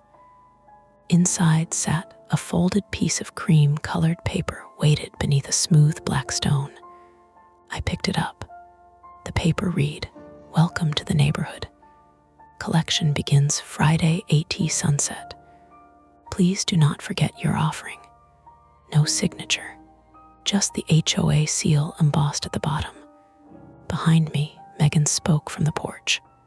"Luke," her voice had changed, not loud, but tight. I turned. She pointed across the street. An elderly man stood in his driveway watching us. Harold Bennett, maybe late 70s, thin as dry branches, wearing suspenders despite the heat. I'd seen him once before checking his mail. Tonight his expression looked strained, almost embarrassed. When our eyes met, he shook his head very slightly. Not a greeting, a warning. Then his garage door began closing behind him with a low mechanical rattle, and he stepped backward into the darkness without another word. The steel bowl felt unexpectedly heavy in my hands. Farther down the street, the line of vehicles continued moving toward the clubhouse under the dim desert sky. Megan came down the driveway toward me slowly. "What do we do?" she asked. I looked at the note again. Collection begins Friday at sunset. 2 days away. Part of me wanted to laugh the whole thing off. Rich neighborhood theatrics, weird traditions, maybe some grotesque fundraiser, or hunting ritual or barbecue competition twisted into HOA language by old people with too much time. But another part of me kept replaying the old man's face, the quick warning in his eyes before he disappeared into his garage. And underneath all of it sat the private thing I hated admitting even to myself. I am terrible at backing out once people expect something from me. My father fought every conflict head-on until it ruined him financially. I spent years doing the opposite, smiling, avoiding escalation, enduring situations long after I should have walked away. Megan touched my arm. We could ignore it. The procession of headlights continued drifting toward the clubhouse. Slow, silent, waiting. And for reasons I couldn't explain yet, ignoring it suddenly felt like the more dangerous choice. Friday arrived with wind. Not dramatic storm wind, desert wind, dry and abrasive, carrying grit that whispered across windows and gathered in the corners of the patio like ash. By late afternoon, the sky over Tucson had turned a pale metallic color. The sun dulled behind high dust clouds rolling in from the west. I spent most of the day trying to convince myself the entire thing was stupid. That became harder around noon, when somebody removed our trash bins from the curb and neatly returned them to the side gate before collection had even happened. Megan noticed first. "You bring those in already?" I looked up from tightening a vent bracket in the garage workshop. "No." She stood at the open garage door holding her coffee mug with both hands. Her face looked pinched from lack of sleep. Neither of us had slept much after the note appeared. The steel bowl still sat on our kitchen counter. We argued twice about throwing it away. "Maybe somebody's messing with the new people," I said. That doesn't explain the handbook. No, it explains people being bored and rich. You don't actually believe that. I didn't answer because she was right. The thing about creepy situations is most of them still happen inside ordinary life. The sprinklers still turn on. Amazon packages still get delivered. People still wave while walking dogs. That normalcy starts working against your instincts after a while. You begin feeling stupid for reacting. That was already happening to me. The neighborhood looked harmless in daylight. A landscaping crew trimmed decorative shrubs 3 houses down. Somewhere nearby, a garage radio played classic rock. Retired couples walked tiny dogs in sweaters despite the 80-degree heat. And yet, every now and then, I'd notice somebody watching our house a second too long, or stop talking when we passed, or glance at the stainless steel bowl sitting visible through the kitchen window. By 3 in the afternoon, Megan finally said what both of us had been circling around since morning. We need to know if this is real. I wiped sweat from the back of my neck. How? Talk to someone. Like who? That old man. Harold. He clearly knows something. I leaned against the garage counter. Outside, the wind gusted harder, rattling dry palm fronds together with a brittle clacking sound. I don't love the idea of knocking on a stranger's door asking about cult sacrifices. You think this is funny because you're nervous. I think it's ridiculous. Luke, that stopped me. She rarely used that tone unless she was genuinely angry. Megan stepped farther into the garage, lowering her voice despite nobody being around. You saw the note. You read the handbook. And that smell keeps coming back every night. Something is wrong here. The wind pushed hot air into the garage.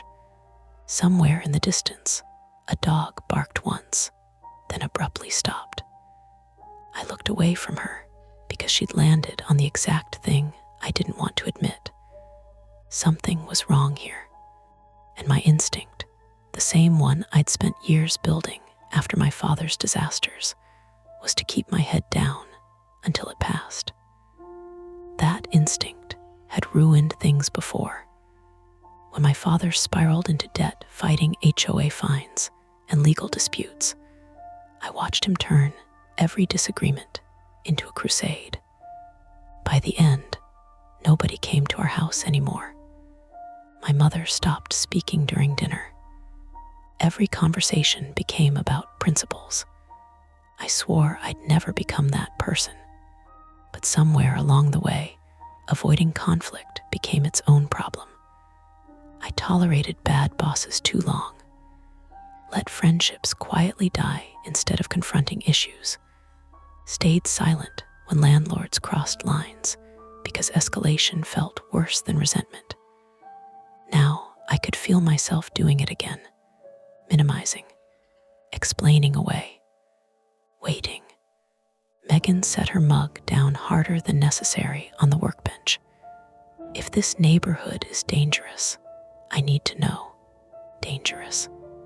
Hearing her say it out loud shifted something in me. Not enough to make me brave exactly, but enough to get moving. Fine, I said. We'll talk to Harold. Harold Bennett answered the door after nearly a minute. Up close, he looked older than I'd realized. Late 70s at least, deeply lined face, liver spots on his hands, thin white hair combed carefully back. He wore a tucked-in plaid shirt and smelled faintly of menthol cigarettes and machine oil. For a second, he just stared at us through the screen door. Then his eyes dropped immediately to the steel bowl in Megan's hands. You shouldn't carry that around openly, he said quietly. The words hit harder because he said them so casually. Megan glanced at me before speaking. We just wanted to ask about the HOA guidelines. Harold didn't answer right away. A television murmured somewhere inside the house. Old game show music. Ceiling fan clicking rhythmically overhead. Finally, he opened the screen door halfway. "You'd better come in before somebody notices."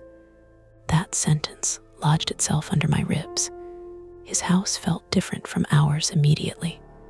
Lived in, crowded, not showroom clean like the rest of the neighborhood. Books stacked beside recliners. Framed military photographs. Wood furniture scarred from years of use. And locks, extra locks everywhere. 3 deadbolts on the front door.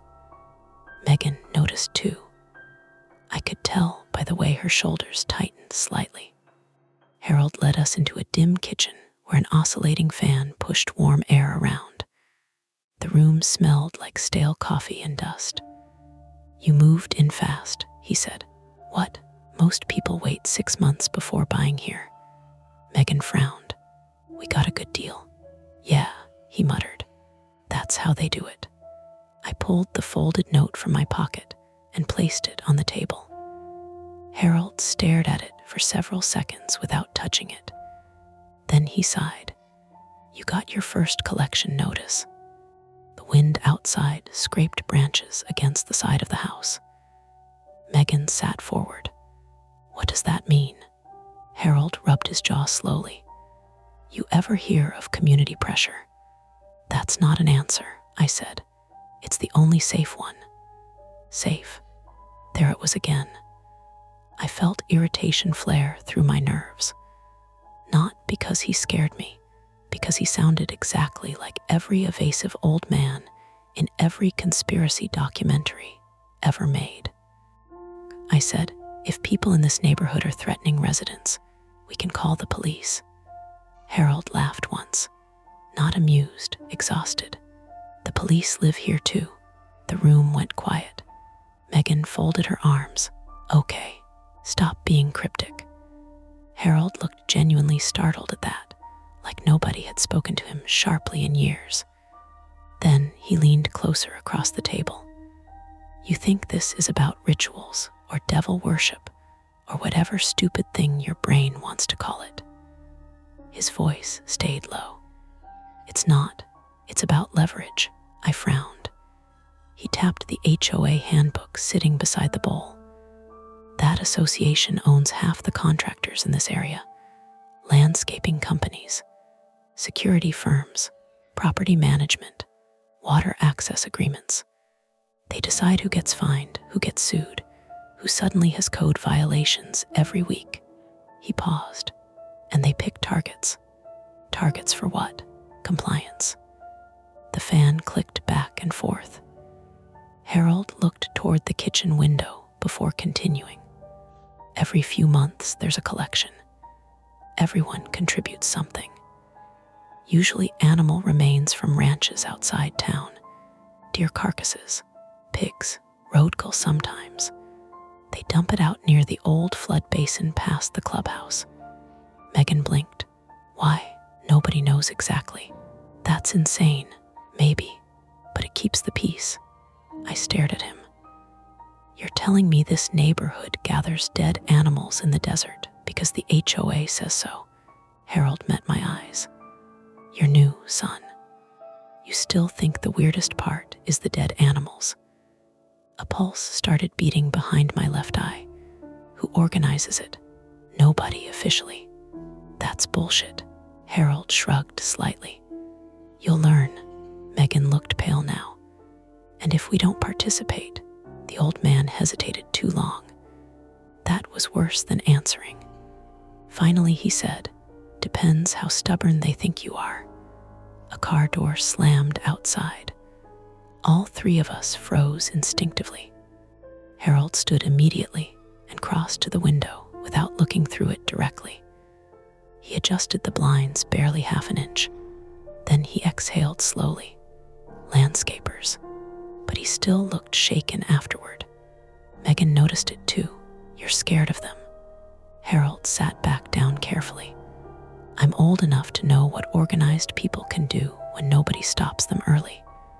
I thought again about the extra locks on his doors, Then something clicked into place. You tried fighting them. His face hardened. For the first time since entering the house, I saw anger underneath the fear. My wife did. Neither of us spoke. Harold looked down at the table. She reported financial misconduct 8 years ago. HOA funds disappearing. Fake contractor invoices. Bribes. He swallowed once. After that, our water line inspections started failing every month. Citations, legal notices, anonymous complaints. Somebody poisoned our dog. Megan covered her mouth slightly. We called the sheriff's department, Harold continued. Nothing happened. Eventually, my wife just wanted peace again. What happened to her? Megan asked softly. Harold's eyes stayed fixed on the table. Stroke. The word landed heavily in the room. Not suspicious, not dramatic, just exhaustion piled on top of fear until the body finally gave out. Wind hammered suddenly against the side of the house, rattling something metallic outside. I realized then that my palms were sweating, not because I believed every detail, because enough of it felt plausible. HOAs already weaponized fines and litigation all the time. Add wealthy residents, local business connections, retired law enforcement. Suddenly, it didn't sound impossible anymore, just ugly. Megan spoke carefully. So what are we supposed to do tonight? Harold looked at the steel bowl again. Participate. I stood immediately. No, both of them looked at me. I paced once across the cramped kitchen. This is extortion. If people are dumping animal carcasses somewhere, that's illegal environmental disposal. We can document it. Harold's expression dimmed instantly. There it is. What? The part where you think logic protects you. Anger flared hotter now because he sounded too close to my father. That same certainty that every conflict had moral clarity if you just pushed hard enough. I'm not rolling over because some retirees play desert mafia. Harold's voice sharpened unexpectedly. And I'm telling you they know exactly who you are already. The room stilled. He pointed toward our neighborhood across the street. They know your mortgage lender, your employers, your routines. This place runs on referrals and favors. You think moving here was random? Megan stood slowly. Luke, I looked at her. She was scared, really scared now. And suddenly, I understood the actual problem sitting underneath all this. Not the HOA, the choice. Because if I backed down immediately, I became the kind of person who let intimidation work. But if I pushed, and something happened to Megan because of it, my chest tightened hard enough that I had to look away. Outside, tires crunched slowly over gravel. Another vehicle passing. Too slow. Harold moved toward the window again. This time his face drained of color. What? Megan whispered. He didn't answer immediately. Then he said, very quietly, You need to leave now. I crossed toward the window despite him trying to stop me. A dark SUV sat parked directly across from Harold's house. Engine idling, windows tinted, and beside our mailbox at the curb, somebody had placed a second stainless steel bowl. This one wasn't empty. Dark liquid coated the bottom. Even from inside the house, I could see flies gathering around it. Then the SUV's headlights switched on, and the driver opened the passenger side door. Inside sat Denise Carver, smiling patiently. The passenger door of Denise Carver's SUV stayed open for nearly 10 seconds, long enough to make refusing feel deliberate. The engine idled softly beneath the wind. Dust skittered along the curb in dry little spirals. The dark liquid inside the second steel bowl gleamed almost black beneath beneath the streetlights. Then Denise leaned across the center console slightly and called out through the open door. Mr. and Mrs. Holloway, polite, calm, like she was inviting us to a dinner party. Harold grabbed my forearm hard enough to hurt. Do not antagonize her. I pulled free instinctively. Megan stepped closer to me, fingers cold around my wrist. We should just go home, she whispered. That was probably the smart move. Instead, I walked outside. I wish I could tell you it came from bravery or protectiveness or anger. Honestly, it came from embarrassment. Denise had caught us hiding in an old man's house, whispering about HOA conspiracies, and some stubborn piece of me couldn't stand looking weak in front of her. The wind carried the rotten smell stronger now. Not constant. It came in waves. Denise watched me approach from inside the SUV. Mid-50s. Crisp white blouse despite the dust. Makeup untouched by heat. Her expression remained composed in a way that made me irrationally angry. You startled Harold, she said. I think you startled us first. Her eyes flicked briefly toward the steel bowl near the mailbox. I wanted to make sure you received the updated instructions. Updated instructions for what? For tonight. Megan came down Harold's walkway slowly behind me. Denise's smile widened slightly. You're expected at the observance by 8. There's no way this is legal, Megan said quietly. Denise tilted her head. You're misunderstanding the purpose. Then explain it. A long pause followed. Not awkward, intentional. Finally, Denise said, communities survive through participation.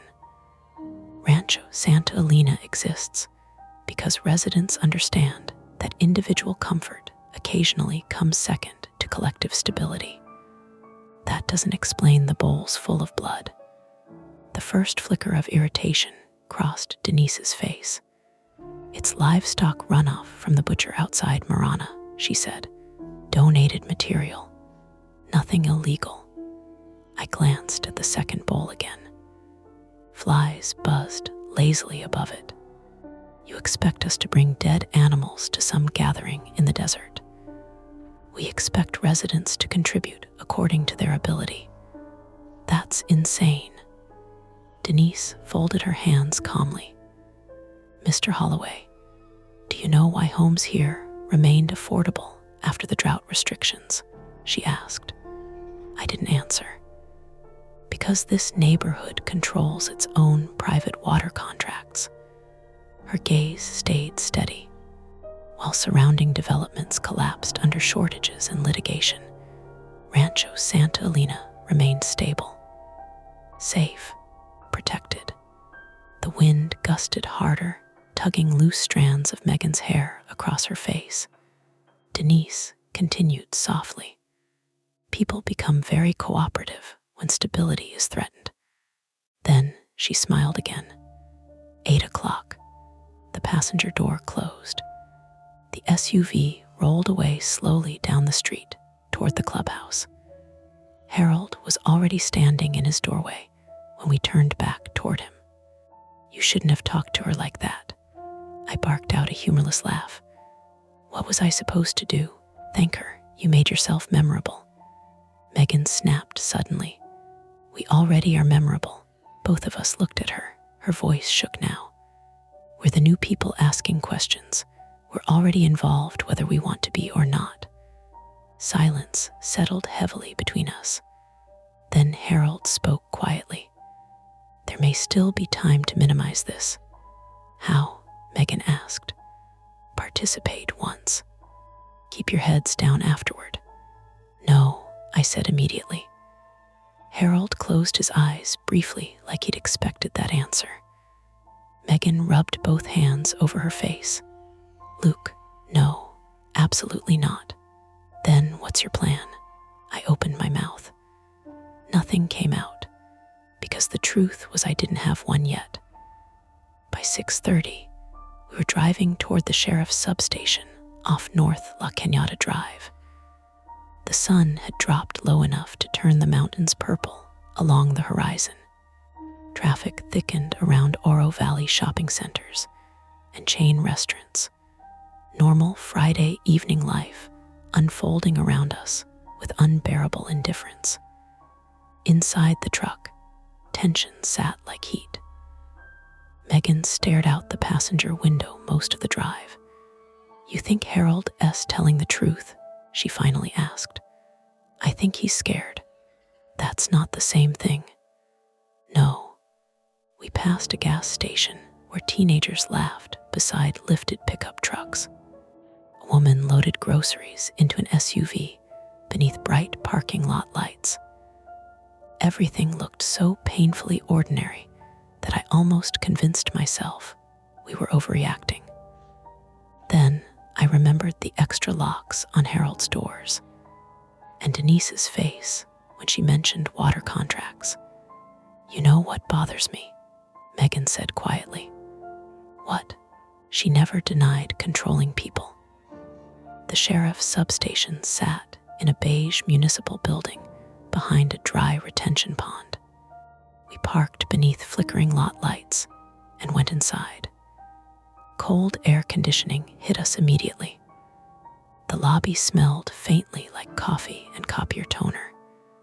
A television mounted in the corner played muted local news, while a deputy behind reinforced glass typed slowly at a computer. Deputy Alan Ruiz, early 40s, male, broad shoulders, wedding ring, tired eyes.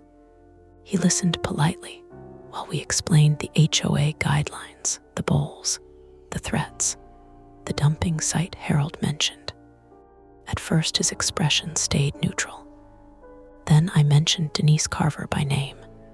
Something shifted, tiny but visible. Ruiz leaned back slightly in his chair. "Look," he said carefully, "HOAs around here can get eccentric." "Eccentric," Megan repeated. "If somebody's illegally dumping animal remains, that's an environmental issue. You can report it through county services. We're saying people are being threatened." "Threatened how?" I opened my mouth again. And again the problem appeared, because nothing concrete had actually happened yet. No direct threats, no violence, just implication.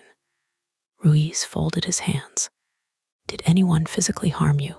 "No." "Damage property?" "No." "Explicitly threaten bodily injury?" "Not directly." He gave the faintest sigh. Then came the sentence I'd already feared hearing. "So right now this sounds like a neighborhood dispute." Megan leaned forward. "You don't understand how they're acting." "I understand you're upset." "No, you don't." Ruiz's patience thinned slightly. "Ma'am, unless an actual crime occurs, there's not much I can do about strange HOA policies." I watched him carefully then. The hesitation around Denise's name, the practiced distance. Either Harold was paranoid, or this deputy already knew exactly who Rancho Santa Elina's residents were. We left 40 minutes later with a pamphlet about mediation services and a phone number for county environmental complaints. Failed attempt number 1. By the time we reached the truck, full darkness had settled over the desert, and my phone had 3 missed calls from work. The second problem hit before we even got home. I called my supervisor from the parking lot. Rick Donnelly, 51, male, thick Boston accent despite living in Arizona 20 years. Usually blunt, but reliable. Tonight he sounded uncomfortable. "Luke," he said, "you got some kind of issue with your neighborhood association." I stopped walking. "What?" "We had a complaint come in." "From who?" "Didn't say." "Some resident claimed your company vehicle's leaking refrigerant onto private roads." "That's bullshit," I figured. I could hear papers shuffling on his end. "But corporate wants the truck inspected Monday. Liability stuff." My stomach tightened. too fast, way too fast. We only moved there 4 days ago. Yeah, Rick paused. Hell of a coincidence. When I hung up, Megan already knew from my face. Oh my God. I laughed once without humor. They're starting already. Wind buffeted the truck hard enough to rock it slightly. Somewhere beyond the shopping center lights, lightning flickered silently inside distant storm clouds over the mountains. Megan stared toward the road. We should leave. The words came out small, not dramatic, just tired. We can't, I said automatically. Why not? You know why. The mortgage, the moving costs, the jobs, the fact we'd emptied most of our savings buying this house. Fear and money trap people faster than locks do. We drove home in silence. The entrance to Rancho Santa Elena sat about half a mile east of the highway. Decorative stone walls, iron signage, carefully maintained desert landscaping. Tonight, every light in the neighborhood glowed amber, and nearly every driveway was empty. Residents were already heading toward the observance. The clubhouse sat near the center of the development, beside a man-made pond and recreation area. Beyond it, according to Harold, an old flood basin stretched west into open desert land. As we turned onto our street, the smell hit us immediately, stronger than before. Rotting meat mixed with bleach. Megan covered her nose. Jesus. A pickup truck passed slowly in the opposite direction, loaded with blue plastic barrels strapped beneath a tarp. The driver didn't look at us. Neither did the woman beside him. No music played anywhere tonight. No televisions audible through windows. Even the neighborhood dogs seemed absent. We parked in our driveway. The steel bowl was gone from the mailbox. In its place sat a folded piece of paper taped neatly to our front door. Attendance required. Below it, in smaller print, non-participation will be interpreted as withdrawal from community protections. Megan stared at the note. What does that even mean? I took the paper down carefully. Then we both heard it. A dull metallic banging sound from somewhere behind our house. 3 knocks. Pause, 3 more. Megan grabbed my arm hard. The sound came again, from the backyard. For one horrible second, my brain sprinted somewhere irrational. Somebody inside the yard. Somebody at the back gate. I grabbed the heavy flashlight from the garage shelf and moved through the dark kitchen while Megan followed close behind. The banging continued. Closer now. Metal against metal. I unlocked the sliding patio door and stepped outside into hot wind and darkness. The beam of the flashlight swept across gravel landscaping. Patio furniture. Stucco wall. Nothing. Then the sound exploded again directly beside me, and Megan yelped.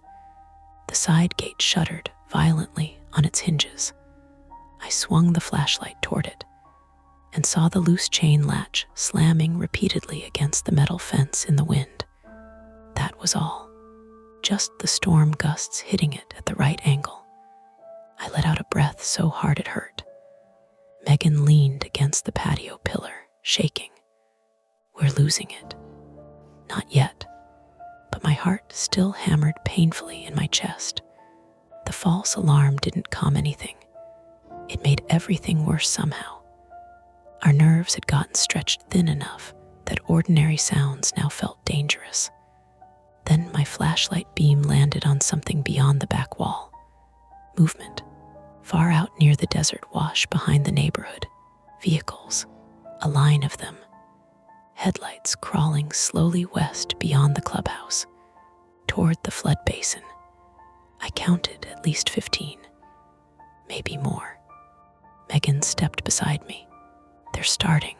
The wind shifted, and the rotten smell rolled over us so strongly this time that I nearly gagged. Not hypothetical anymore. Real. Something was out there.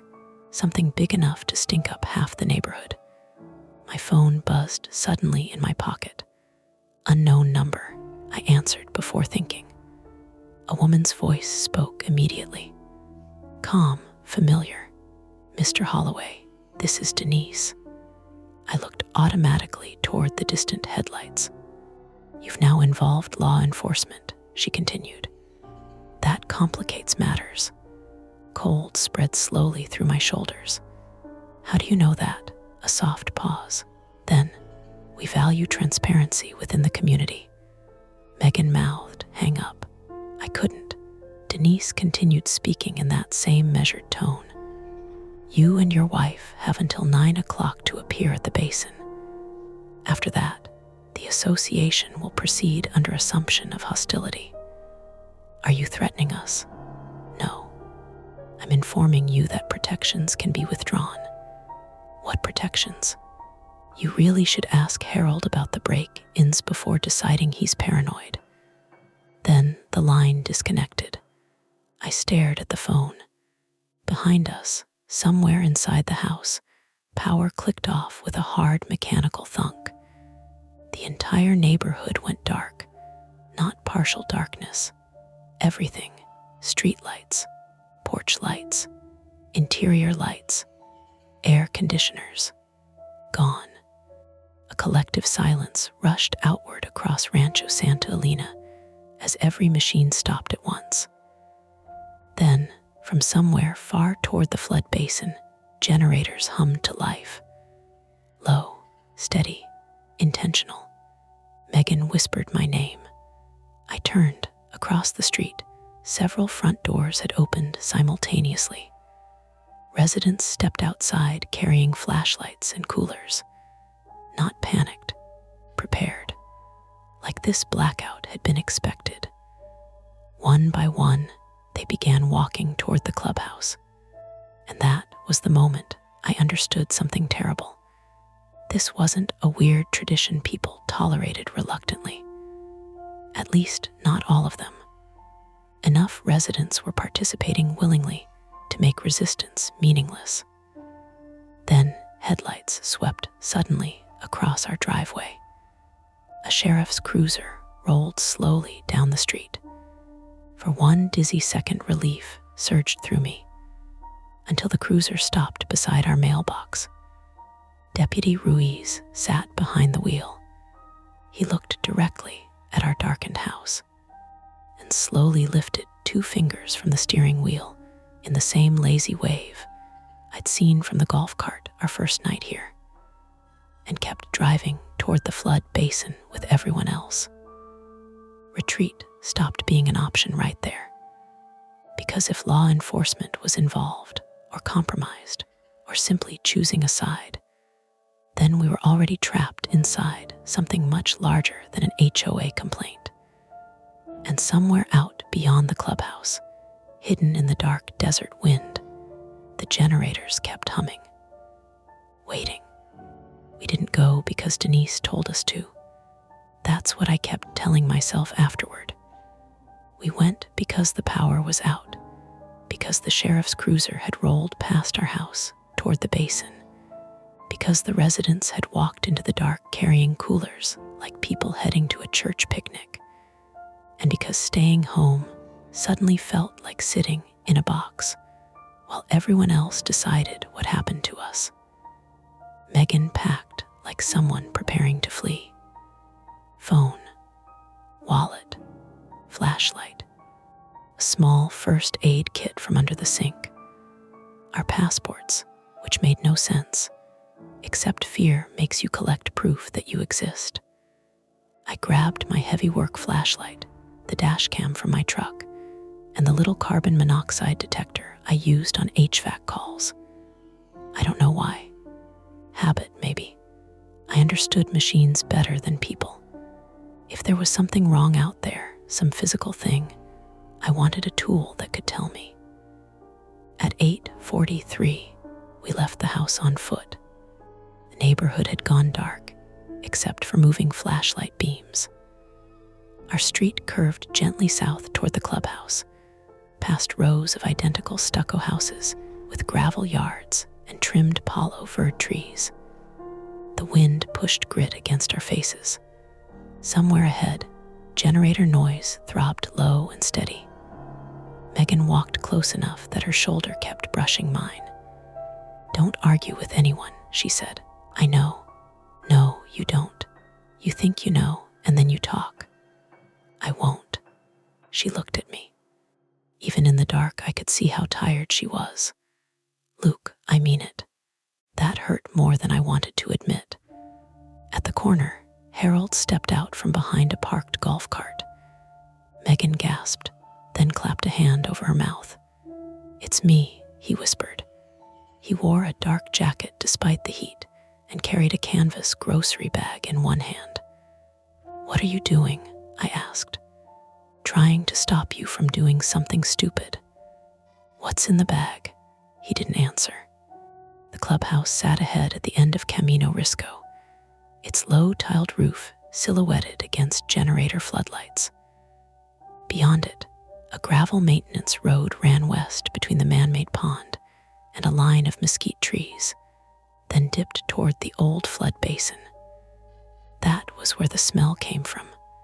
Not a hint anymore. A wall. Rotten meat, bleach, diesel, wet soil. It coated the back of my throat. Megan gagged once and turned away. Harold handed her a paper mask from his pocket. "Put this on." "What is happening out there?" she whispered. Harold looked toward the floodlights. "They're hiding a water crime behind a neighborhood ritual." I stared at him. He swallowed. "My wife found it. Not just fake invoices. Illegal pumping. Contaminated runoff. They've been using the basin to dump livestock waste and chemical treatment sludge to mask seepage from an old private well system. If county tests that ground properly, half the board goes to prison." The words rearranged everything. The offerings, the smell, the water contracts, the fear. "It's not about worship," Megan said. "No," Harold said. "It's about making everyone complicit." A flashlight beam swept across the clubhouse wall. Harold pulled us behind the golf cart. "They make residents bring something, anything, roadkill, butcher waste, personal items sometimes. Then, if someone talks, everyone's hands are dirty. Social pressure does the rest."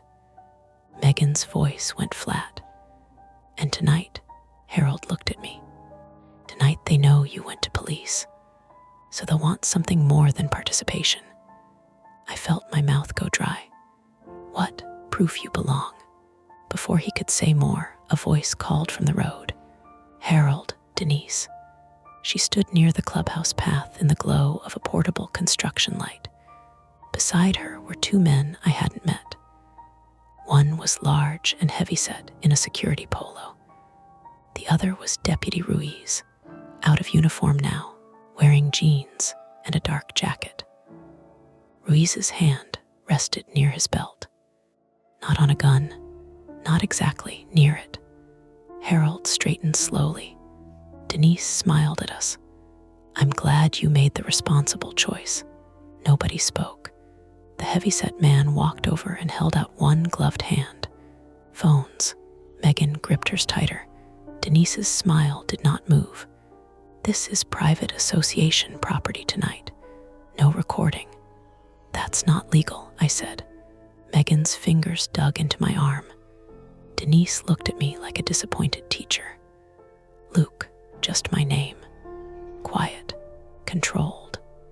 The heavyset man stepped closer. Harold suddenly dropped his canvas bag. Glass shattered inside it. Everyone flinched. For 1 second, eyes moved away from us. "Run," Harold said. Then he shoved Megan toward the maintenance road. Everything broke open. We ran, not gracefully, not heroically. Megan slipped on gravel almost immediately and hit one knee hard. I grabbed her under the arm and dragged her up. Behind us, someone shouted, Flashlights swung wildly. The generator hum grew louder as we passed the clubhouse and cut left toward the pond. The basin lay west, down a sloped dirt road bordered by scrub and drainage fencing. Floodlights stood in a rough semicircle below, powered by 2 portable generators mounted on trailers. Pickup trucks and golf carts were parked around the low concrete spillway, and in the center of it all were the barrels. Blue plastic drums, dozens, some open, some sealed. Beside them lay black contractor bags, animal carcasses, stained tarps, and a shallow trench cut into the earth leading toward a graded concrete channel. The smell punched through the mask. Megan bent and vomited into the dirt. I pulled her behind a mesquite tree as flashlight beams swept above us. Below, residents stood in clusters. Some wore gloves, some held bowls, some looked bored. Others looked sick with shame. Denise's voice carried down from the road. Find them before they hurt themselves. Not before they escape, before they hurt themselves. That was how she framed it. I crouched beside Megan, breathing hard. My chest burned, grit stuck to my teeth. Harold stumbled down behind us, one hand pressed to his side. You broke bottles, I whispered. Ammonia, he said, gasping. Old cleaning bottles, distraction. His face looked gray. Megan wiped her mouth. What do we do? Harold pointed toward the generators. Lights go out, people panic. You get to the west fence. There's a wash beyond it. Follow it north to Lambert Lane. That's miles, Megan said. Better than staying. I looked at the basin, at the barrels, at the residents, at Ruiz standing near Denise with his arms crossed. Then I saw something else. A County Environmental Services logo on one of the sealed drums. Not official. A sticker half torn away. I pulled out my dash cam. It still had battery. Megan saw my face change. No, we need evidence. We need to leave. If we leave with nothing, they own the story. She stared at me with something close to fury. This is exactly what I was afraid of. The words hit clean, because she was right. My father had chased proof until it consumed him. I had spent my life running from that. Now here I was, crouched in the dirt, choosing proof over safety. But Harold touched Megan's sleeve. He's right, he said softly. This time, that cost him something to say. I clipped the dash cam onto my shirt pocket and angled it toward the basin. Then I switched on my work detector. The screen lit up. The carbon monoxide reading was normal, but another sensor alert flashed from a mode I rarely used except near mechanical rooms. VOC high, volatile compounds. The air wasn't just foul. It was chemically unsafe. A shout rose above us. There, a flashlight landed on Megan's white sleeve. We moved, downhill first, because there was nowhere else to go. Loose dirt slid under my boots. Megan limped from her cut knee, breath hitching through clenched teeth. Harold lagged behind. The basin exploded into motion. People shouted our names, not all angrily. Some sounded scared. A woman near the barrels yelled, "Don't go near the trench." That warning saved us. Barely. I saw the dark gap just before Megan stepped into it. I yanked her sideways. Pain ripped through my shoulder. She crashed into me, and we both went down hard on gravel. Thin stream of black liquid moved through the trench below us. Not blood, wastewater. Chemical sludge mixed with animal runoff, crawling toward the concrete drainage channel. My palm landed on something sharp. Glass or rock. Skin split open. Warm blood filled my grip. No time. I pulled Megan up. Harold reached the generator first.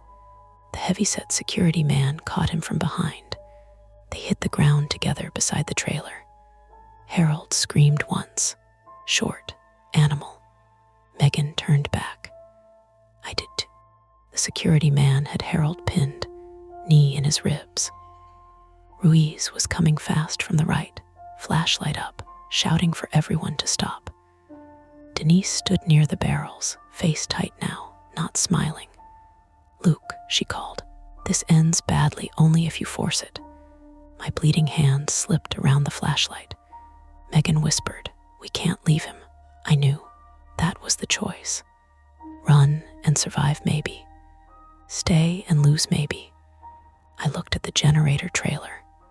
Fuel can sat beside it. Cables ran from the generator to the floodlights, taped along the dirt. I didn't think. Thinking would have stopped me. I ran at the security man and swung the flashlight into his shoulder.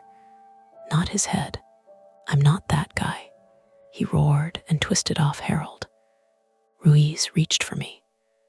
Megan slammed into him from the side with everything she had, which wasn't much, but it was enough to knock his flashlight loose. It rolled across the dirt, beam spinning crazily over barrels, shoes, frightened faces. Harold crawled toward the generator panel. Denise shouted, "Stop him." I grabbed one of the cables with my bleeding hand and yanked. Bad idea. Pain snapped up my arm as the insulation sliced across the cut in my palm. The plug didn't come free. The generator coughed but kept running.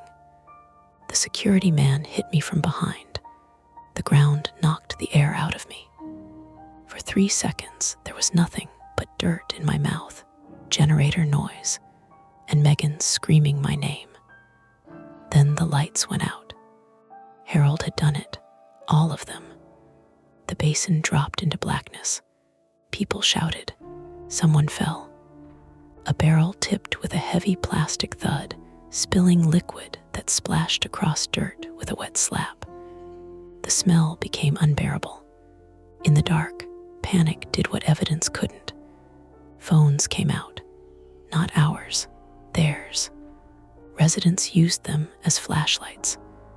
Tiny screens blinked alive all around the basin, and the dash cam on my chest kept recording. A floodlight flickered back on after maybe 20 seconds, powered by a second generator someone restarted. But 20 seconds was enough. Enough to see Denise shove Harold away from the generator. Enough to see Ruiz grab Megan by the wrist. Enough to see the barrels, the trench, the county stickers, the residents, the entire ugly operation. I got up crookedly. My right hand wasn't working right. Blood ran down my wrist. Ruiz had Megan. I moved toward him. He pulled her closer and said, "Don't." His voice shook. That surprised me. Denise barked, "Alan, take them to the clubhouse." Megan's eyes met mine. Not fear now, decision. She drove her heel down hard onto Ruiz's foot. He cursed and loosened his grip. She tore free. The security man lunged again. Harold, still on the ground, kicked one of the fuel cans into his path. The man tripped over it and went down shoulder first against the generator trailer. Metal clanged. The trailer shifted. One floodlight stand toppled sideways and crashed into a stack of empty barrels. Chaos spread fast. People backed away from the trench. Someone yelled, "It's going into the wash." That changed the mood instantly. Not fear of us, fear of exposure. The tipped barrel was leaking into the drainage channel. Dark liquid ran through the grate, toward public land, toward jurisdiction they couldn't control. Denise saw it too. For the first time, she looked genuinely afraid. I grabbed Megan with my good hand. Harold tried to stand and nearly collapsed. Together, we hauled him up between us. We didn't run toward the west fence, too exposed. Instead, Megan pointed to the concrete drainage channel. "It connects under the road," she gasped. She was right. A culvert ran beneath the maintenance road back toward the pond. It was low, filthy, and half choked with desert debris. But it was a way out. We dragged Harold into it while the basin erupted behind us. The culvert scraped my shoulders. Water, or something like water, soaked through my jeans. Megan sobbed once from pain when her injured knee hit concrete, then kept moving. Behind us, Denise shouted orders that no one followed cleanly anymore. Ahead, moonlight showed through the far opening. We crawled out beside the man-made pond behind the clubhouse.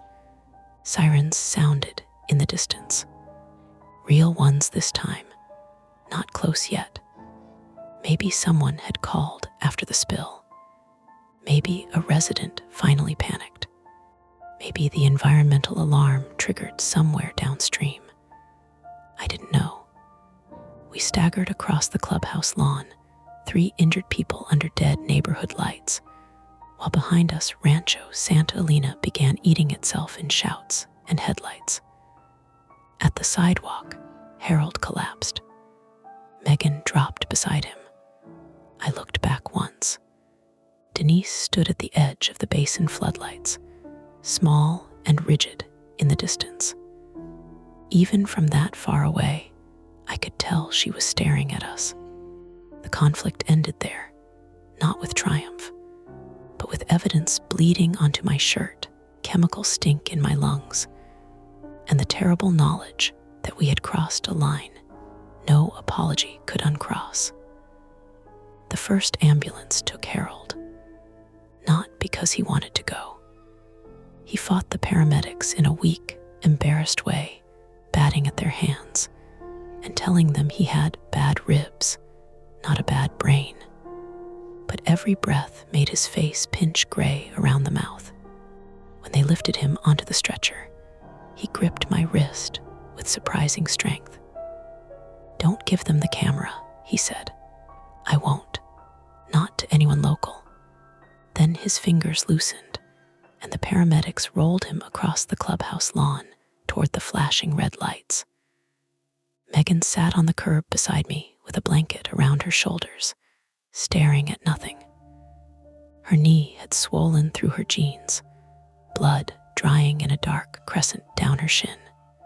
Paramedic had cleaned it, wrapped it, told her she needed x-rays, then moved on to triage an older woman who had inhaled fumes near the basin.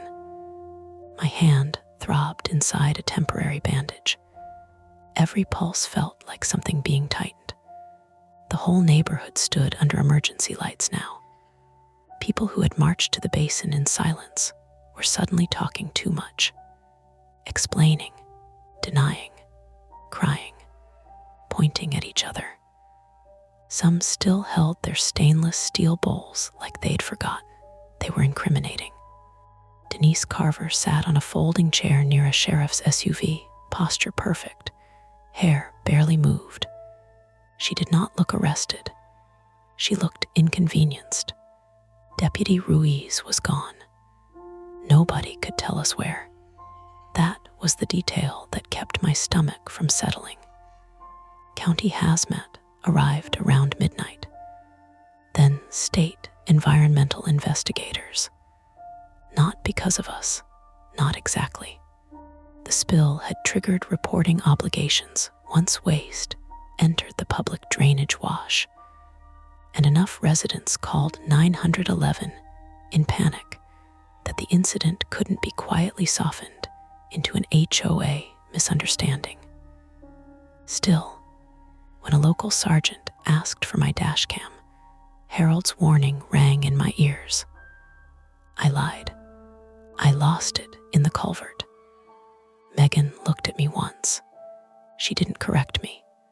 At 3 a.m, in a hospital room that smelled like disinfectant and warmed plastic, I emailed copies of the footage to Rick at work, Megan's sister in Boise, and a lawyer whose number Harold kept folded behind his driver's license.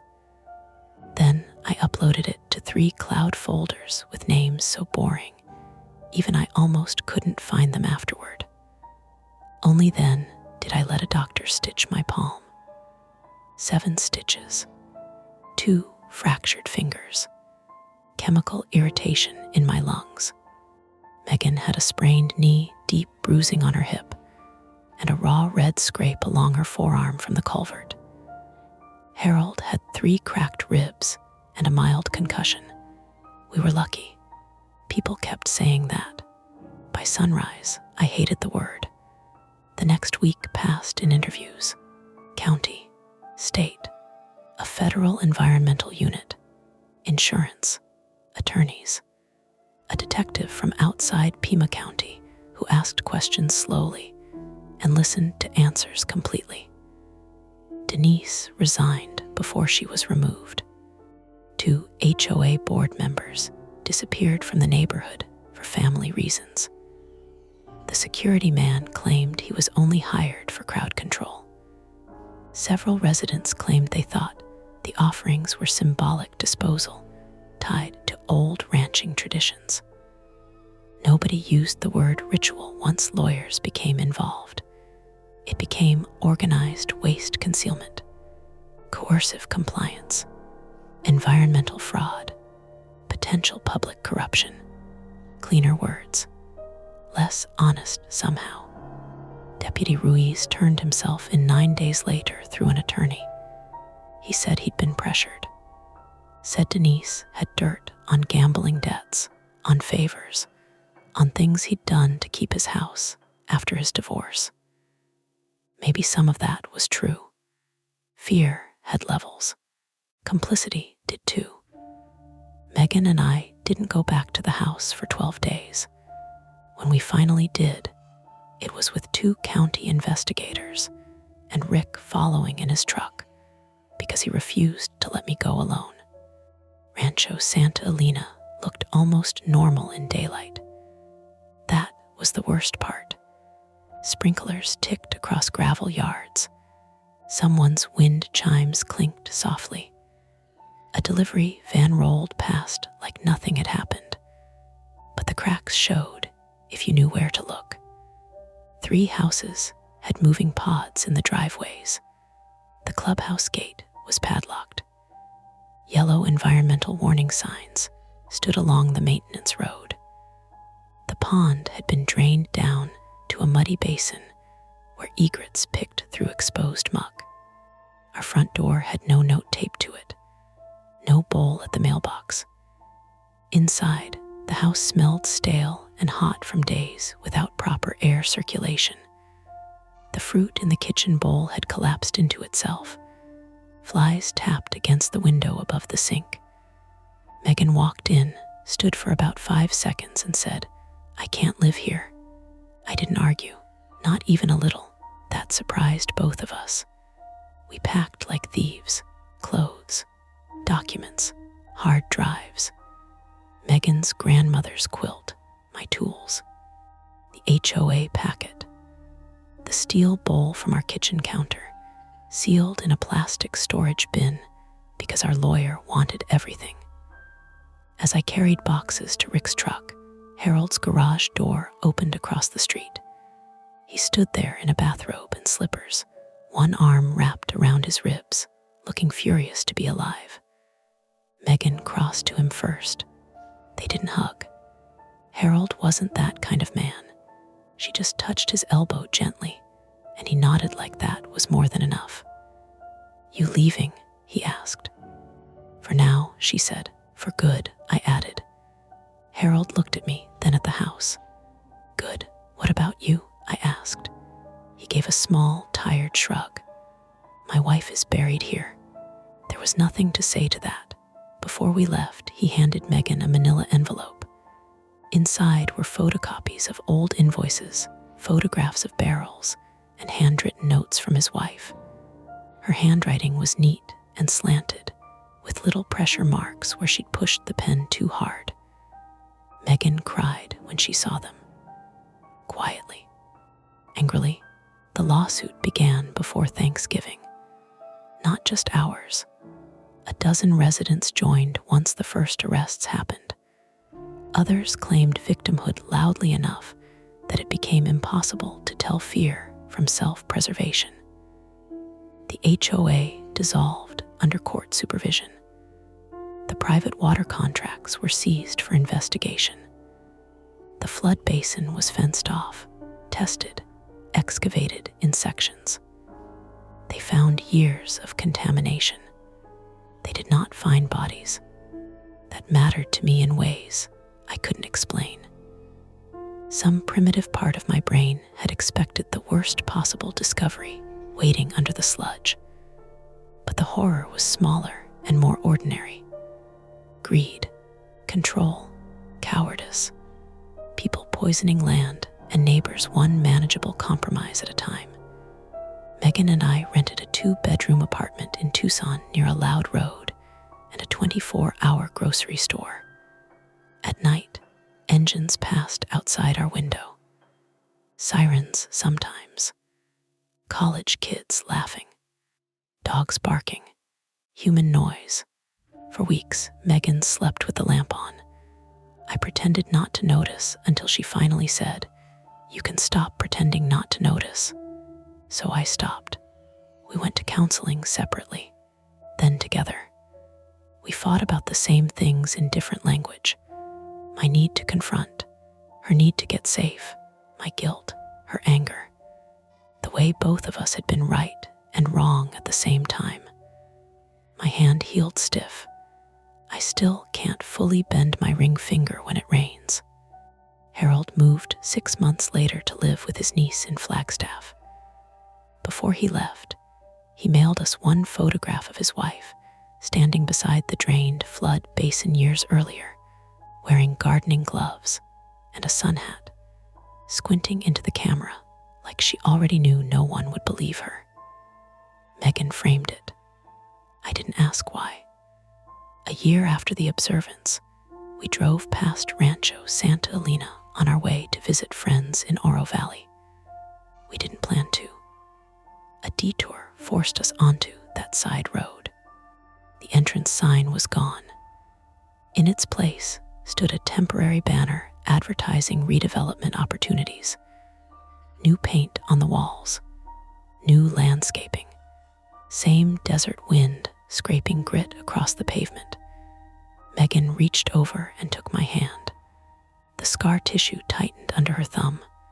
We did not stop, but as we passed the old entrance, I saw something near the curb where the mailboxes used to stand. A stainless steel bowl. It was probably trash. A construction worker's lunch container. A dog dish blown loose.